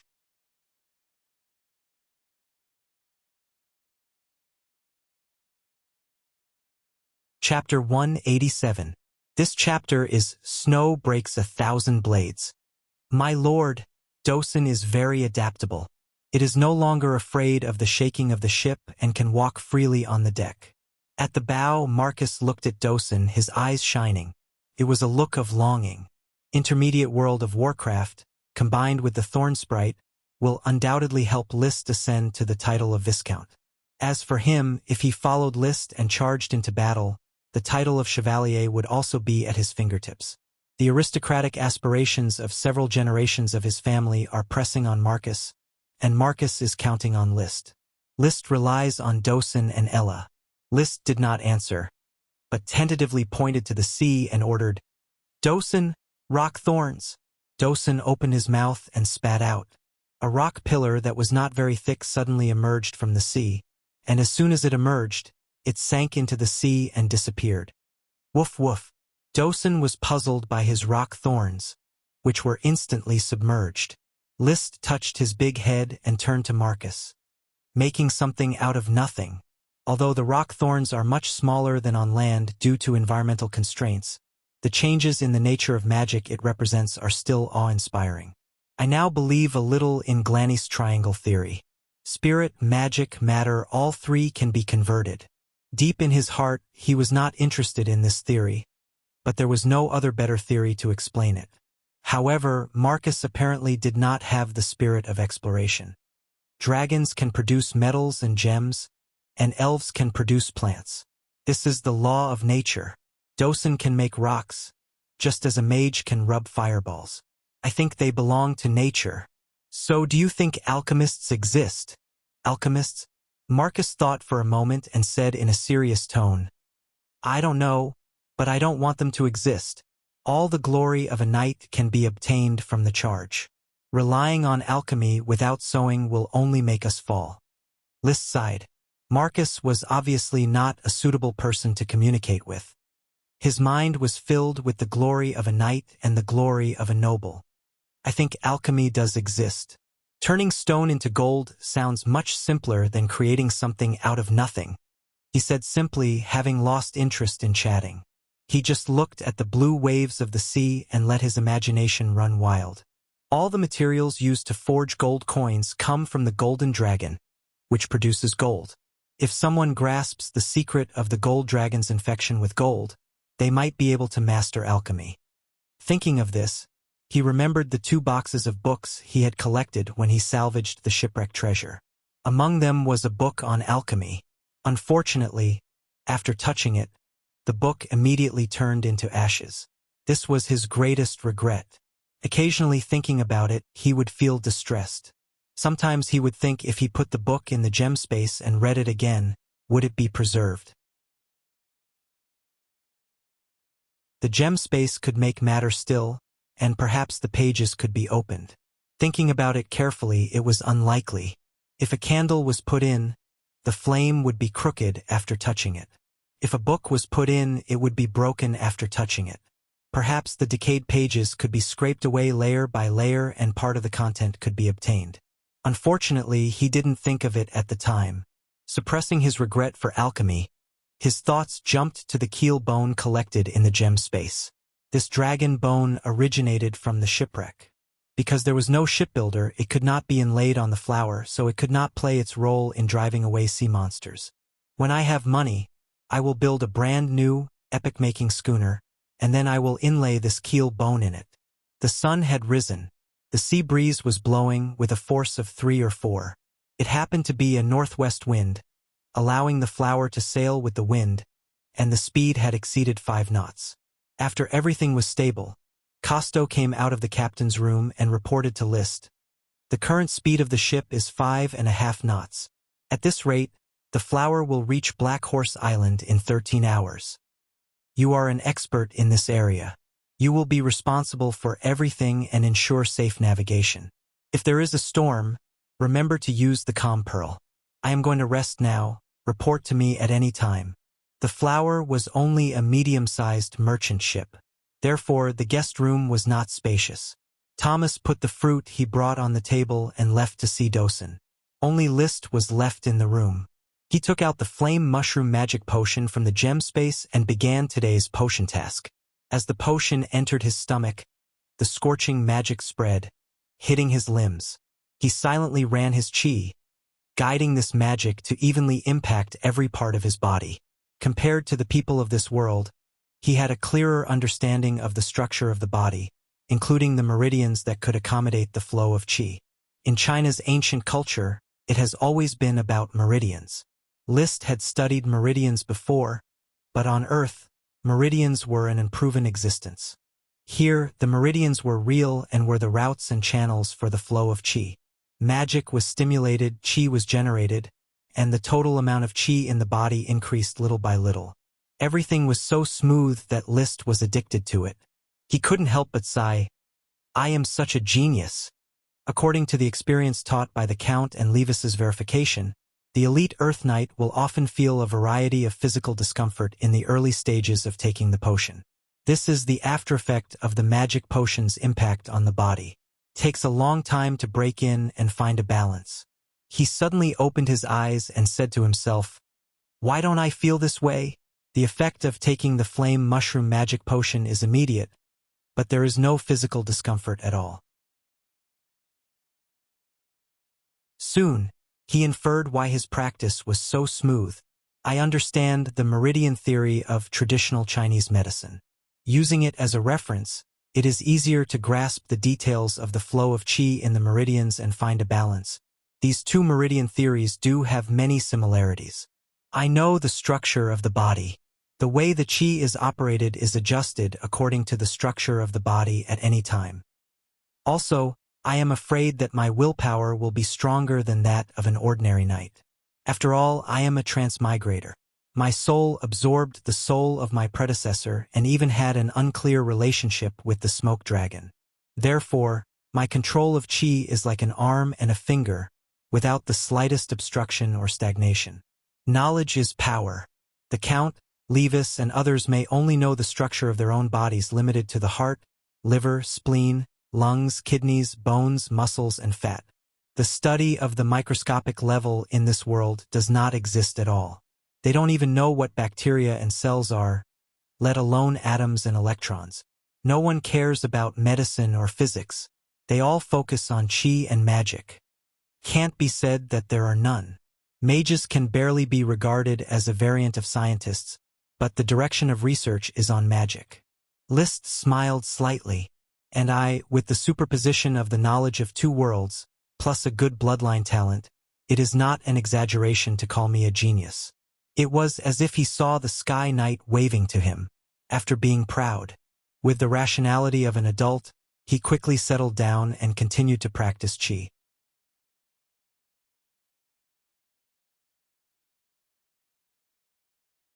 Chapter 188. Sailing was very boring.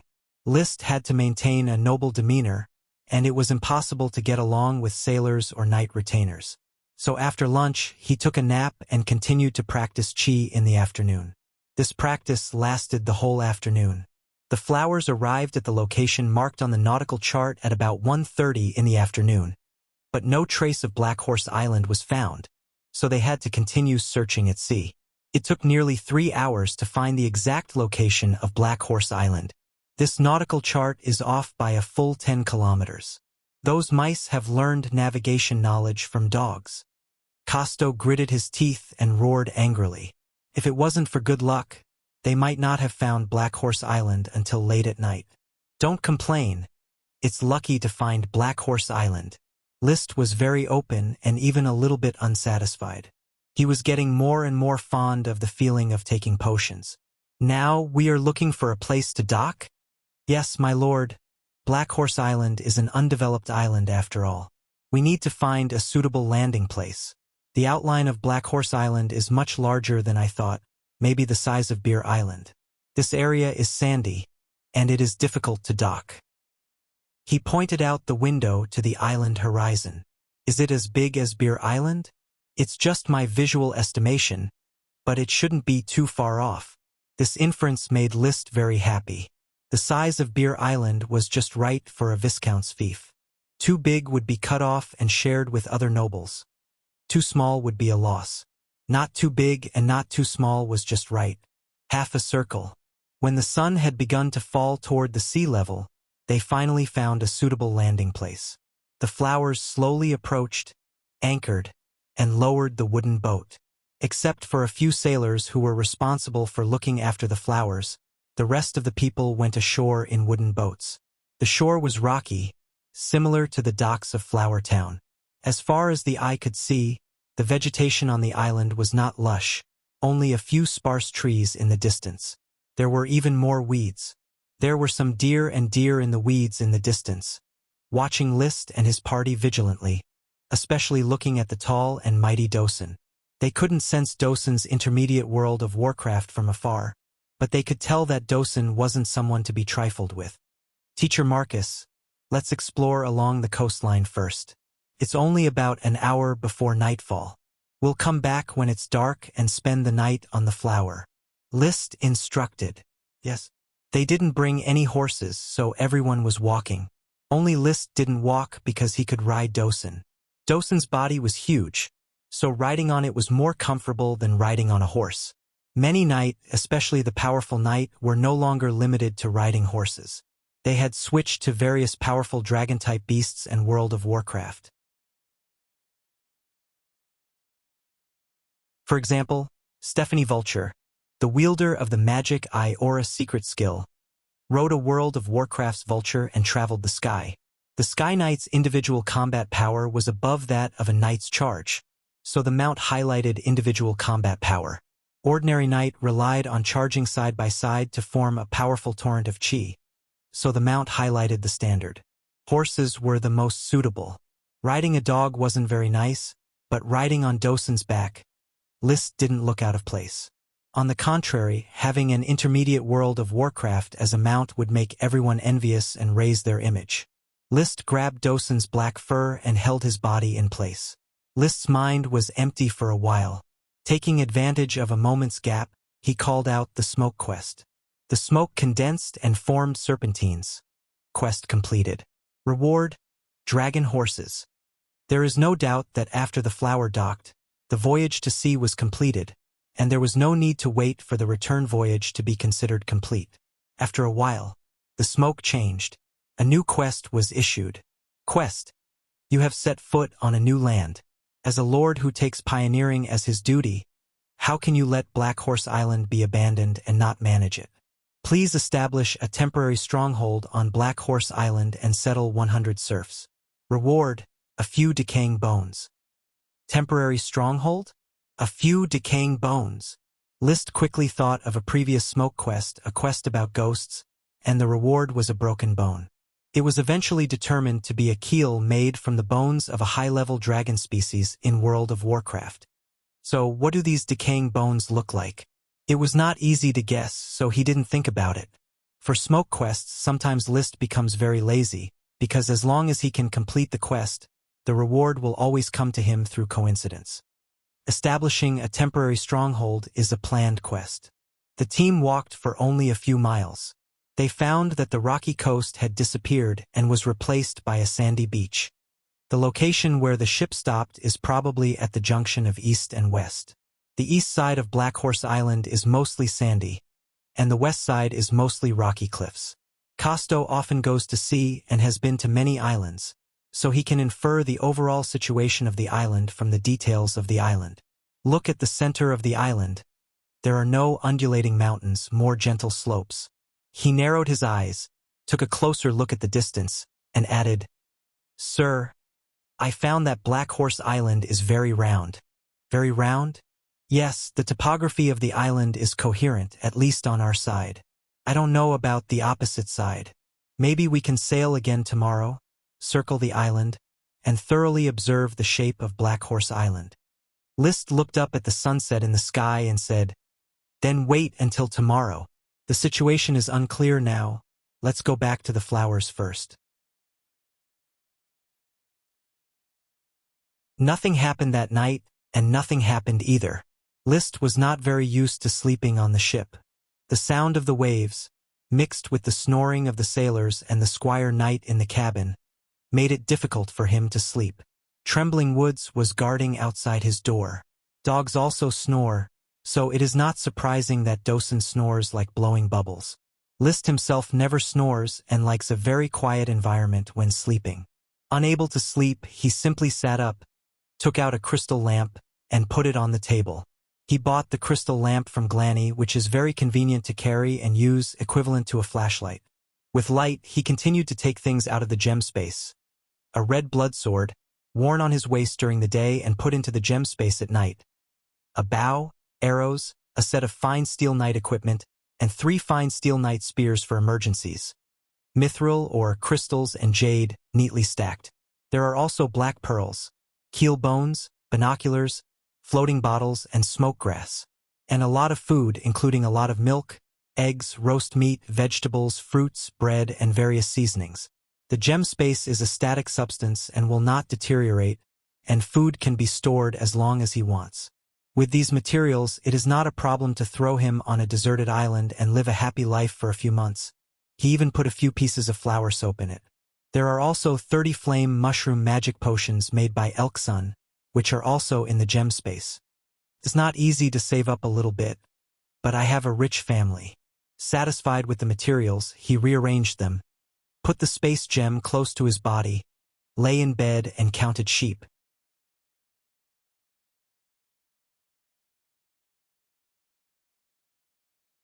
Chapter 189.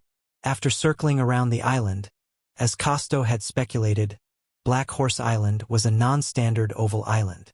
There was no natural shelter, and the most suitable place to build a harbor was the rock pier where they had anchored last night. However, it was difficult to berth large ships, and the pier was not deep enough. Even medium-sized merchant ships like the Flowers seemed a bit difficult. When the sun began to release heat, the crowd gradually went deeper into the hinterland of Black Horse Island to look for the dragon horses. There were few trees on the island, and the undulating mountains were not large, so the field of vision was wide and they could see far away. Marcus kept using his telescope along the way to look for traces of the horses, and it didn't take much effort to find what he wanted. "Sir, this is horse dung. The dragon horses are nearby." When he bent down and turned over a small black ball in the grass with a stick, he said excitedly. The knight's familiarity with horse dung was definitely more than the few moles on his wife's body. List was no stranger to horse dung.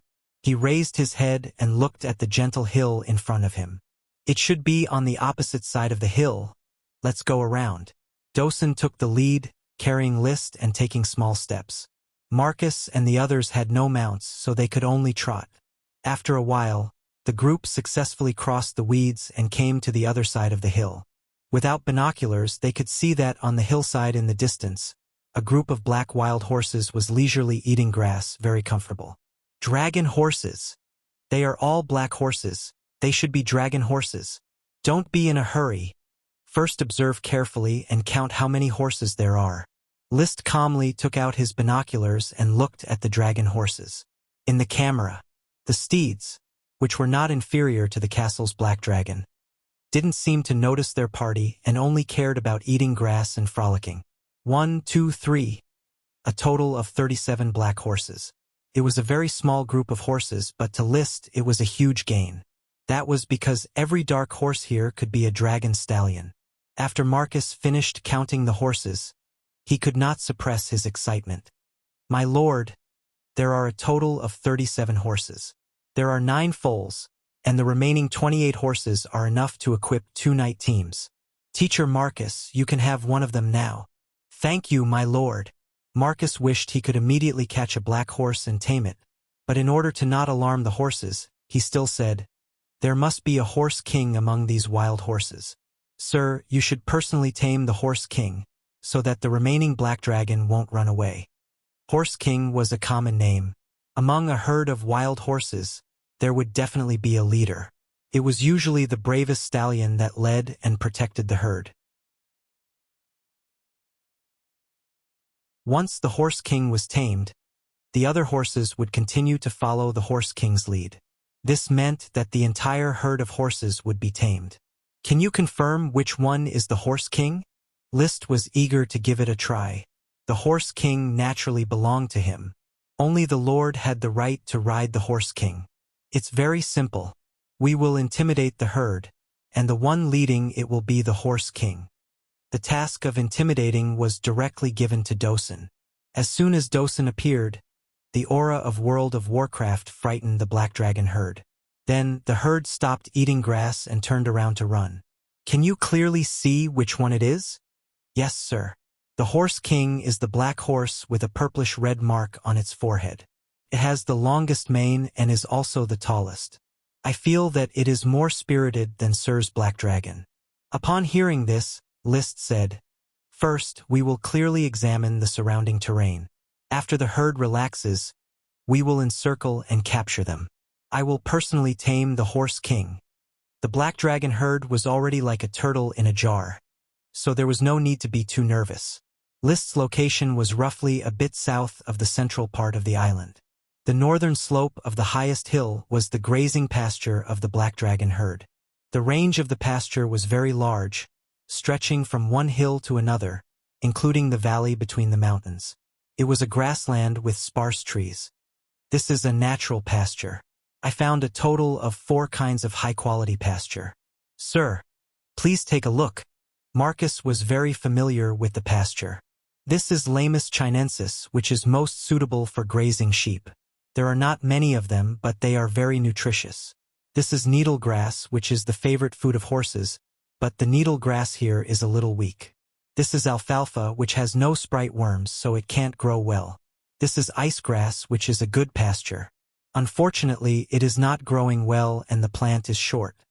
The pasture on Black Horse Island definitely had the potential to become a top pasture with a rich variety of pasture. However, the land was barren and there was a lack of sprite worms to take care of it, resulting in the general poor growth of the pasture. This was probably the reason why there were only 37 Black Dragon horses. The pasture could not support more wild horses. The team continued to explore. They went all the way to the northeast of the center of Black Horse Island, climbed the highest hill, and barely got a glimpse of the whole island. The outline of the oval island was lacking in undulations. The highest hill was at their feet, which was estimated to be no more than 300 meters above sea level. In addition, there were 3 low hills. The 4 hills, distributed in the shape of a mouth, formed the topography of the island. First, mark them as Lamus chinensis Hill, Needlegrass Hill, Alfalfa Hill, and the Icegrass Hill at our feet. List irresponsibly named the 4 hills. Standing at the top of the Icegrass Hill, one could see that on the hillside of Needlegrass Hill, the Black Dragon horses had begun to graze leisurely again. The grassland stretched from Lamus chinensis Hill to Needlegrass Hill and half of Alfalfa Hill. On the hillside from Alfalfa Hill to Icegrass Hill, the number of miscellaneous trees began to increase and the pasture gradually decreased. Cut down all the miscellaneous trees here, cultivate the pasture, and expand the size of the Black Dragon horses. List had already seen the gorgeous picture of the Black Dragon horses galloping back and forth between the 4 hills in the future. Of course, now was not the time for imagination. He and Marcus discussed how to tame the Horse King. There was not much technical content. It was to divide the retainer knight and sailors they brought into 4 teams and approach the Black Dragon horses from 4 directions, causing the Black Dragon horses to be at a loss of advance and retreat, panicking and messing up their formation. Then, List directly rushed over, mounted the Horse King, and began taming it. For an elite Earth Knight, taming a horse was very easy. Therefore, an hour later, List put his arm around the Horse King's neck, letting the Horse King jump and gallop all over the hillside. The man and the horse wrestled. He was even in the mood to hum a song. Spin, jump, I close my eyes. Another half an hour passed. The Horse King didn't have the slightest intention of stopping, and was still running all over the hillside. Compared to when it tamed Black Dragon, the Horse King was clearly stronger and more patient. But in the end, it still submitted. After an unknown amount of time, the Horse King lowered its proud head, letting List ride and drive it. "Congratulations, sir, for obtaining an even more spirited mount. It is indeed stronger and taller than Black Dragon." List took the handkerchief handed over by Thomas, wiped his sweat, and threw it back. With an unconcealable excitement in his tone, he touched the Horse King's neck. "Do you see the reddish-purple hair on its forehead? Doesn't it look like lightning?" List faintly smiled.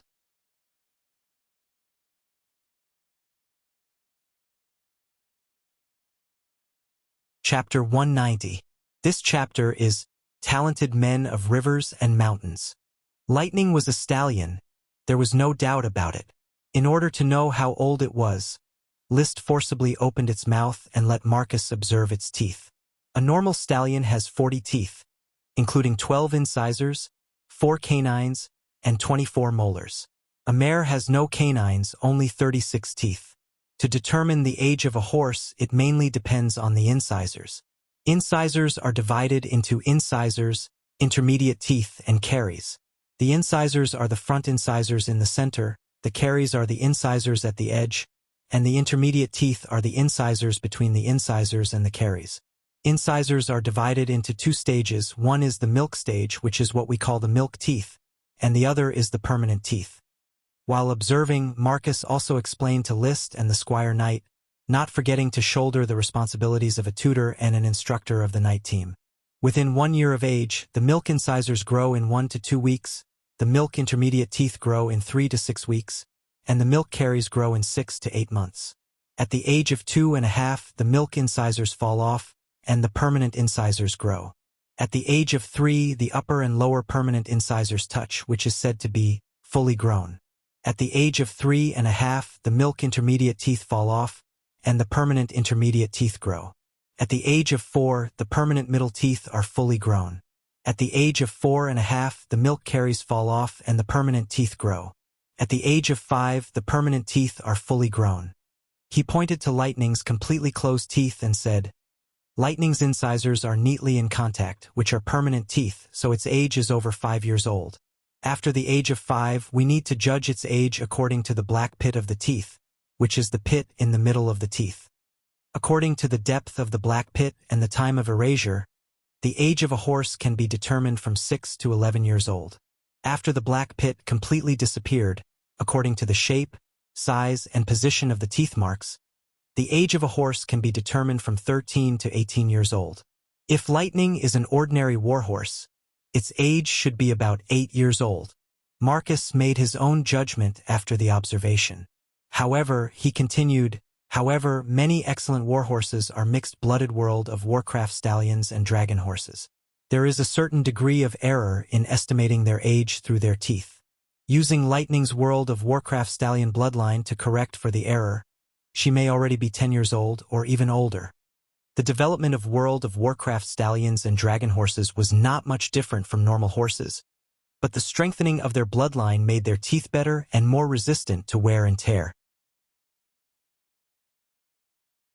The speed at which the black nest was being worn away and the speed at which the teeth marks were vanishing would also slow down. Marcus didn't know that Black Dragon had dragon bloodline, so he speculated that Lightning should be 10 years old. List, on the other hand, made a correction based on the dragon stallion and deduced that Lightning should be 12 years old. It was a fine horse in its prime. List looked at the horses lingering not far away, unwilling to leave the Horse King, and said with a smile, "I'll ride Lightning to get used to it. Teacher Marcus, you should also choose a group of black dragon horses to tame." Marcus took a deep breath and knelt on one knee. "Thank you, sir." The value of a black dragon, as far as he knew, probably exceeded 100 gold coins. This was a huge gift. He had no choice but to treat it seriously. If he knew that it was a dragon horse and retained its breeding ability, its value could be calculated in dragon coins. Even if he sold it, it would still be worth 1,000 gold coins. Perhaps he would prostrate himself in worship. After receiving Marcus's kowtow, List said indifferently, "The Black Dragon bloodline is very strong. Before going to the battlefield, they will be raised as stallions for the time being to continue expanding the herd. That's how it should be." Marcus was deeply convinced. Then, with trembling legs, he walked over to the Black Dragon herd. He wanted to tame a black dragon that belonged to him. The retainer knight looked at Marcus enviously.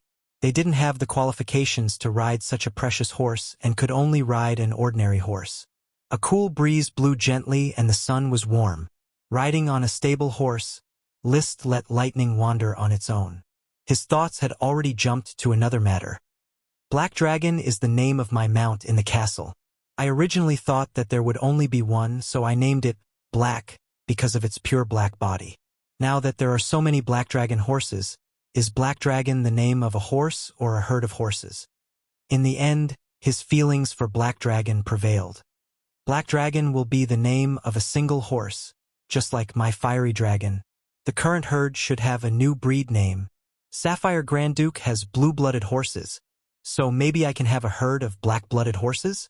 Everyone was a dragon horse, and no one was more noble than the other. But it seems that blue-blooded horses aren't blue. Forget it, black-blooded horses are still very nice to hear. Just like Fergana horses, it sounds like a name that a top-notch horse should have. Thus, the pure Black Dragon horse had an official name. Black Dragon still belonged to Black Dragon, but it was foreseeable that in the future, Black Dragon's status would decline significantly and give way to Liszt's new mount, Horse King Lightning. Strictly speaking, Lightning was no longer pure black. On its forehead, there was a small tuft of purple-red hair. It was the size of a palm and was shaped like the lightning symbol of the Flash. It added a lot of prestige. He didn't know if it was because Lightning's intelligence was very high.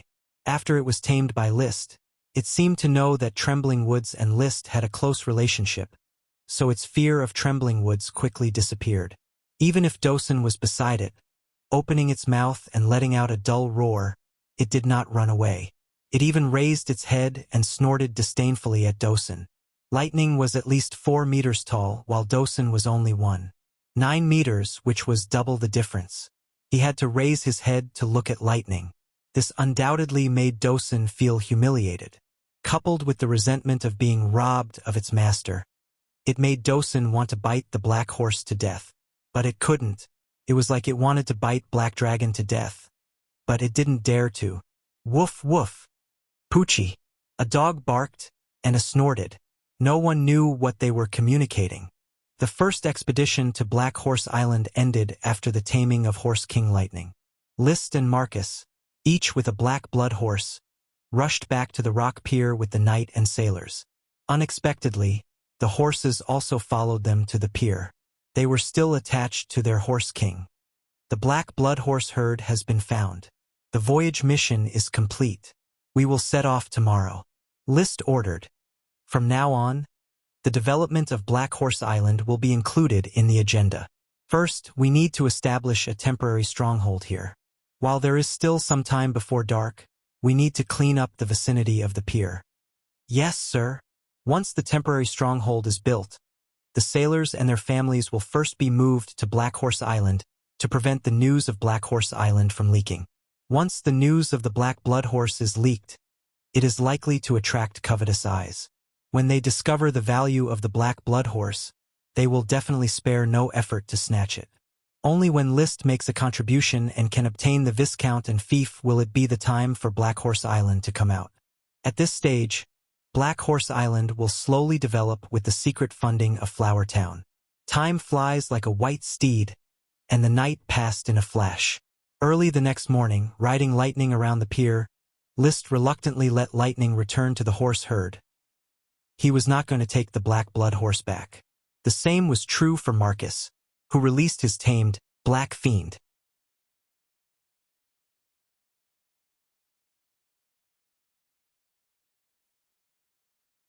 Chapter 191.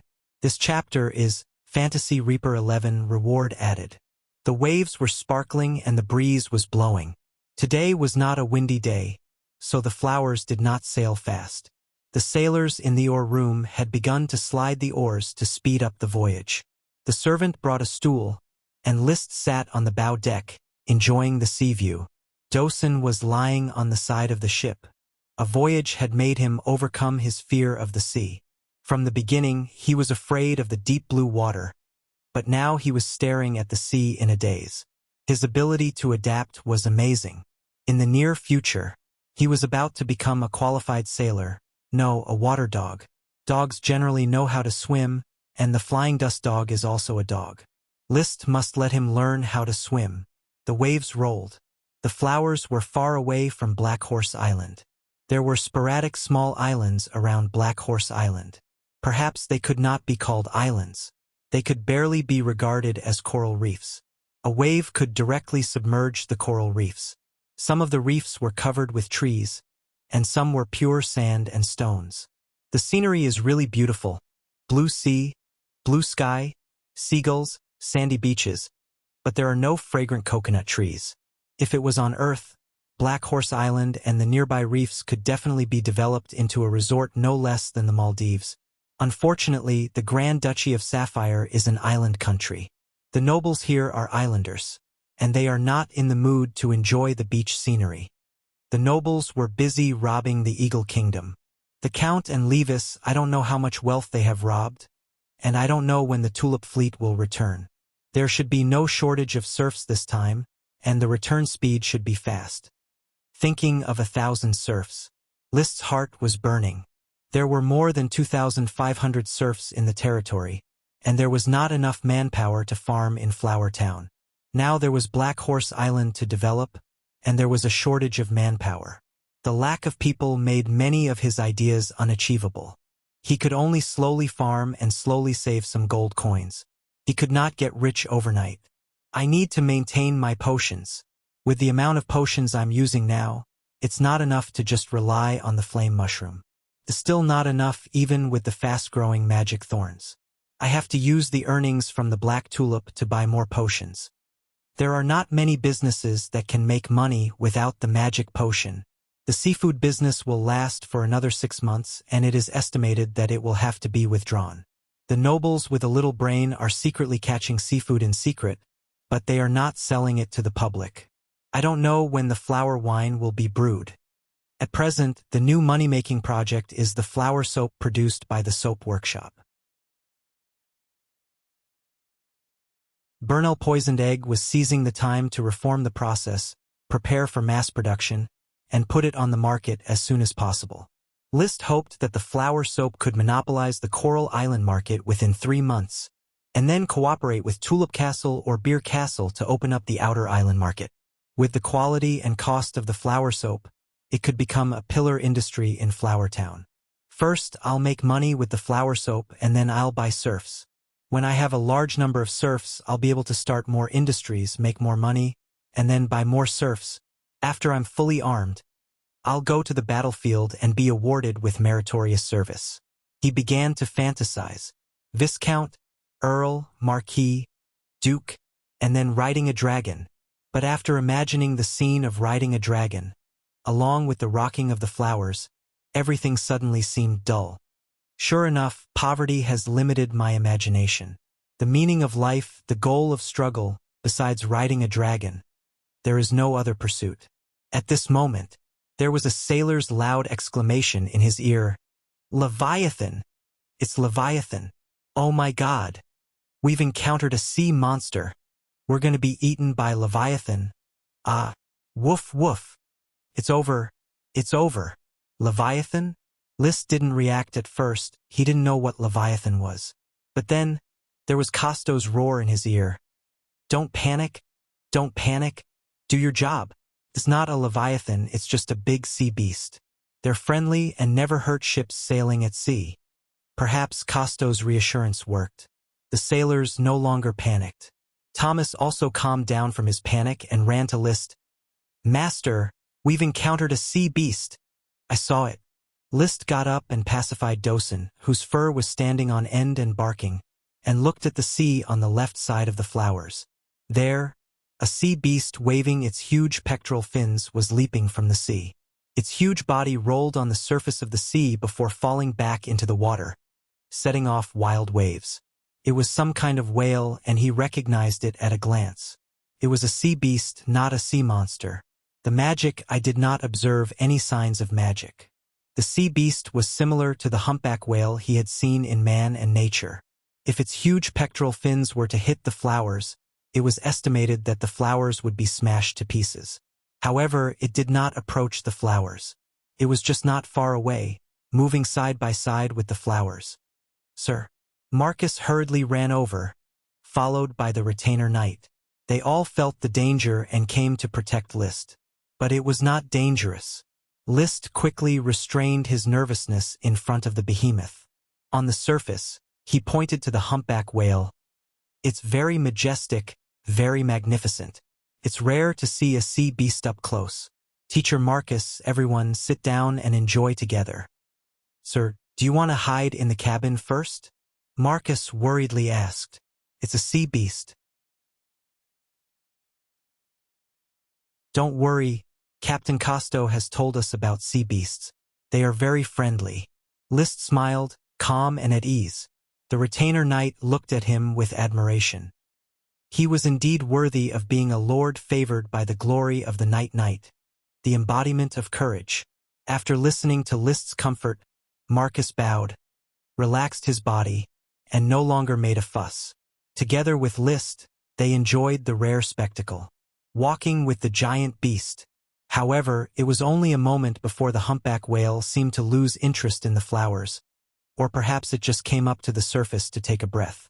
With another roll on the surface, its huge body sank into the sea and disappeared completely. After the waves, the sea was calm again. Dosen's erect dog fur relaxed, and his pair of corium or dog eyes stared at the sea, seemingly still looking for the humpback whale. Captain Costo left the captain's cabin and hurried to the deck, breaking the atmosphere still immersed in the humpback whale's huge figure.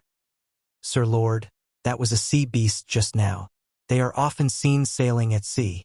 In fact, they are very friendly, rarely attacking ships and even escorting ships." "I know, it really is not hostile." Liszt agreed with Costo's statement. He asked, "I know that the behemoths that appear at sea are called sea beasts, but what is Leviathan?" Just now, he clearly heard many sailors shouting for Leviathan.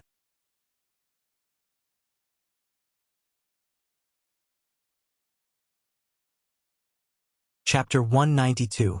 This chapter is My Horse Feeds the Sheep. On land, there are magical beasts that can release magic, which are called World of Warcraft. In the ocean, there are also magical sea animals that can release magic, which are called sea monsters. There are no marine experts to classify the animals in the sea, and naturally, there is no classification of whales and sharks. The huge animals encountered by ships at sea are called sea monsters. The Leviathan is obviously not a sea monster. Legend has it that the Leviathan is a sea snake that can release stormy magic and sweep away passing ships. The appearance of the humpback whale provided some topics of conversation during the boring voyage. In the afternoon, the flowers returned smoothly and docked at the crude dock. It took a full 3.5 days to go back and forth. When he returned to the castle, Gort, who had heard the news, introduced him to two strangers. "My lord, Randy Kettle and Russell Scale are both Earth Knights, and they want to follow you." Gort said, "Randy is the son of Sir Leyden, and Russell graduated from the Knight Academy. They are both very young, but have good knight talent and initiative. Sir Leyden was the captain of the Knight of Tulip Castle, who often guarded Levis. Randy was the son of Leyden, which meant that he was an illegitimate child. Otherwise, the introduction would have been Leyden's second son, third son, or something like that. As for Russell, he graduated from the Knight Academy. There was no introduction of his family background, so he was obviously a civilian. Randy Russell, since you are both Earth Knights, why didn't you join the Lord's Knight teams and follow the Count to the battlefield?" Liszt looked at the two with interest. He didn't expect someone to join him so soon. Randy was a handsome young man, and he replied politely, "I am a superfluous person at home, not valued, and not qualified to participate in the Knight team." He did not hide his identity as an illegitimate child and openly admitted it. Russell then replied, "The Earl chose a knight to go to the battlefield, and I was eliminated because I had just broken through and my combat effectiveness was not up to standard. But please rest assured, Lord Baron, I will train hard and master my own battle aura secret book. I will strive to become a qualified battlefield knight." He spoke confidently, and his attitude was decent. At first impression, Liszt felt that both of them were good, but he would not easily recruit followers. He immediately said, "A knight chooses to follow the Lord loyally, and the Lord also chooses a knight to fight side by side. I hope that, in the following period of time, we can establish a friendship. We are willing to accept Lord Baron's inspection." Randy and Russell replied together. Liszt nodded. "Since you are following me as knight, I will not send you to the administrative office. You will be my assistants, assisting Marcus in training the children and youths in the territory." He directly threw Randy and Russell to Marcus. It was not his style. The superior only needed to work, and the inferior needed to work. After dealing with the Earth Knight's followers, Gort reported again, "My lord, I also received a letter in the last 2 days. The letter was written by Zambrata. Do you remember him? He was Litton's former tutor. He was punished by the Earl for condoning Litton's beating of innocent civilians and lost his title." Liszt remembered after Gort's reminder. Zambrata was also a Lord Knight. He was hired as Litton's tutor a few years ago and had been in and out of Tulip Castle a lot. It wasn't a big deal that Litton was beating up a commoner, but the reason why the Count was angry was that he didn't learn good things at such a young age. So Zambrata was stripped of his title. "Zambrata wrote to you, what did he say?" "He just talked about the past, but his thoughts were revealed between the lines. He may want to come to Flower Town and hope to get an official job." Flower Town was indeed short of officials, but Liszt would not easily recruit people. "Do you know anything about him?" "I haven't had much contact with him, and I don't know much about his character, but I know that he has a very outstanding talent. Well, he has traveled around the Iron and Steel Ridge Kingdom and 7 vassal countries, and he can always say a lot of amazing customs and rare things." Traveled around 8 countries? Liszt heard this and his heart moved. "Is that so? Advisor Gort, continue to keep in touch with him. If he is willing to come to Flower Town to work, you will be responsible for receiving him if it is inconvenient for me." After all, Zambrata was directly deprived of his title by the Earl. Deprivation of title was a major crime second only to exile among the punishments for the aristocracy. As the Earl's son, he could not ignore the Earl's will and recruit such a person as an official of his own territory. He could only be appointed in private, and he could get the information himself to protect his father's face. In one day, he would have 3 more subordinates. Liszt was in a good mood. So many people were optimistic about him, indicating that his promotion to Viscount was the general trend. "By the way, Advisor Gort, you and Teacher Marcus should cooperate more and build the temporary stronghold on Black Horse Island as soon as possible. Don't delay. Please rest assured that I will always put the important matter of Black Horse Island in the first place. At the same time, keep the news of Black Horse Island in your heart. Understand?" Understood. After dealing with official business, Carter came to report on the affairs of the castle. "Master, during the 3 days you were away, Mrs. Morrison and I have selected 20 children, 10 boys and 10 girls. They have begun their internship in the castle, mainly working in the afternoon, training during the day, and staying with host families at night." After Carter finished speaking, he asked, "Do you want to meet him? It just so happens that I have nothing to do, so let them come over and meet me. By the way, tell me their names." Liszt said casually. In fact, he mainly wanted to know what kind of little girl Maggie was specifically mentioned in the smoke mission. The young servants who were practicing downstairs, led by Carter, lined up one by one and appeared in front of him. My name is Polly, my lord." Soon, Liszt met Maggie in the study. "My name is Maggie, master." The little girl who spoke was short among her peers, very cute, with a few freckles on her face. Looking at her appearance, even if she grew up in the future, she would probably be an ordinary girl. Such appearance conditions did not meet the secretary standards pursued by Liszt. It was inevitable that he was a little disappointed, but at the same time, he was also sure that since it was not a secretary, there must be other clues on Maggie's body that would be involved in the follow-up mission of the smoke mission. So he smiled gently. "I hope you have a good life in the castle, little Maggie." Yes, I have a very good life here, master. Maggie's little face was red and a little shy. Maybe she had never seen such a handsome aristocratic lord, and he smiled so gently. She waited for Carter to tell her that she could leave.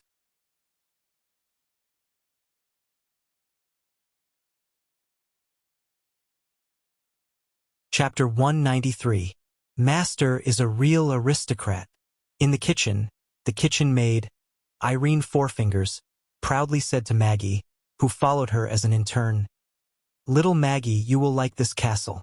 I have never seen a nobleman more noble than Master. His nobility is innate, and we can only look up to him."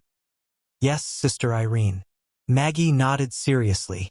In fact, Irene spoke too fast, and she only understood part of the content, which was the nobility of Master. "Don't add too much flour, otherwise the pineapple bun won't taste good." Irene stopped Maggie from pouring the flour. "Our kitchen has many new kinds of bread, which were jointly invented by Mrs. Abby and Boss Rayner. Master likes these new kinds of bread." She suddenly leaned close to Maggie's ear and said, "Every day, Mrs. Abby makes a variety of bread flavors. If Master doesn't eat it, we can eat some." Maggie was surprised. "Ah, Master, do servants eat good bread?" Her serpentine stuttered, and she had to add gestures to make Irene understand. "Humph, you will understand Master's kindness and generosity later." In fact, Maggie understood in the evening because she was given a small piece of pineapple bun while eating in the kitchen. In the evening, the Lord invited 2 guests to a banquet and asked the kitchen to make a lot of bread. In the end, there was a lot left, so each servant could get a small piece. Compared with black bread, this characteristic white bread was simply the best food Maggie had ever eaten in her life. "Little maids, little servants, keep up. Be careful of snakes on the road when it's dark." The patrol shouted. They were responsible for sending the young intern servants back to their respective host families at night. Maggie followed behind the patrol, feeling very at ease. She knew that the snakes were just to scare the children. Recalling the delicious pineapple bun, she kept whispering in her heart, "Praise Master." Then, she suddenly remembered that she had eaten the pineapple bun, but forgot to leave it for Mrs. Harriet's family. Although boarding was forced by the town's administrative office, Mrs. Harriet's family treated her very well. Should I form a mother-daughter contract with Mrs. Harriet? She thought about the things she had been struggling with for several days. As a 9-year-old girl, her parents were killed by mercenaries. Other than being sad, she naturally longed for a new family. But in her heart, she still worried about her sister, who was 10 years older than her, tall and had curly hair. She always remembered what her sister said when she left home. "Maggie, wait for me to come back. I will teach you magic, and we will be magicians together. Magicians who can release fireballs." At that time, my sister was 15 years old, and her parents forced her to marry a crippled old man in the village. The next day, she left home without hesitation. Her sister had always been her most admired idol. "Maggie, you're back."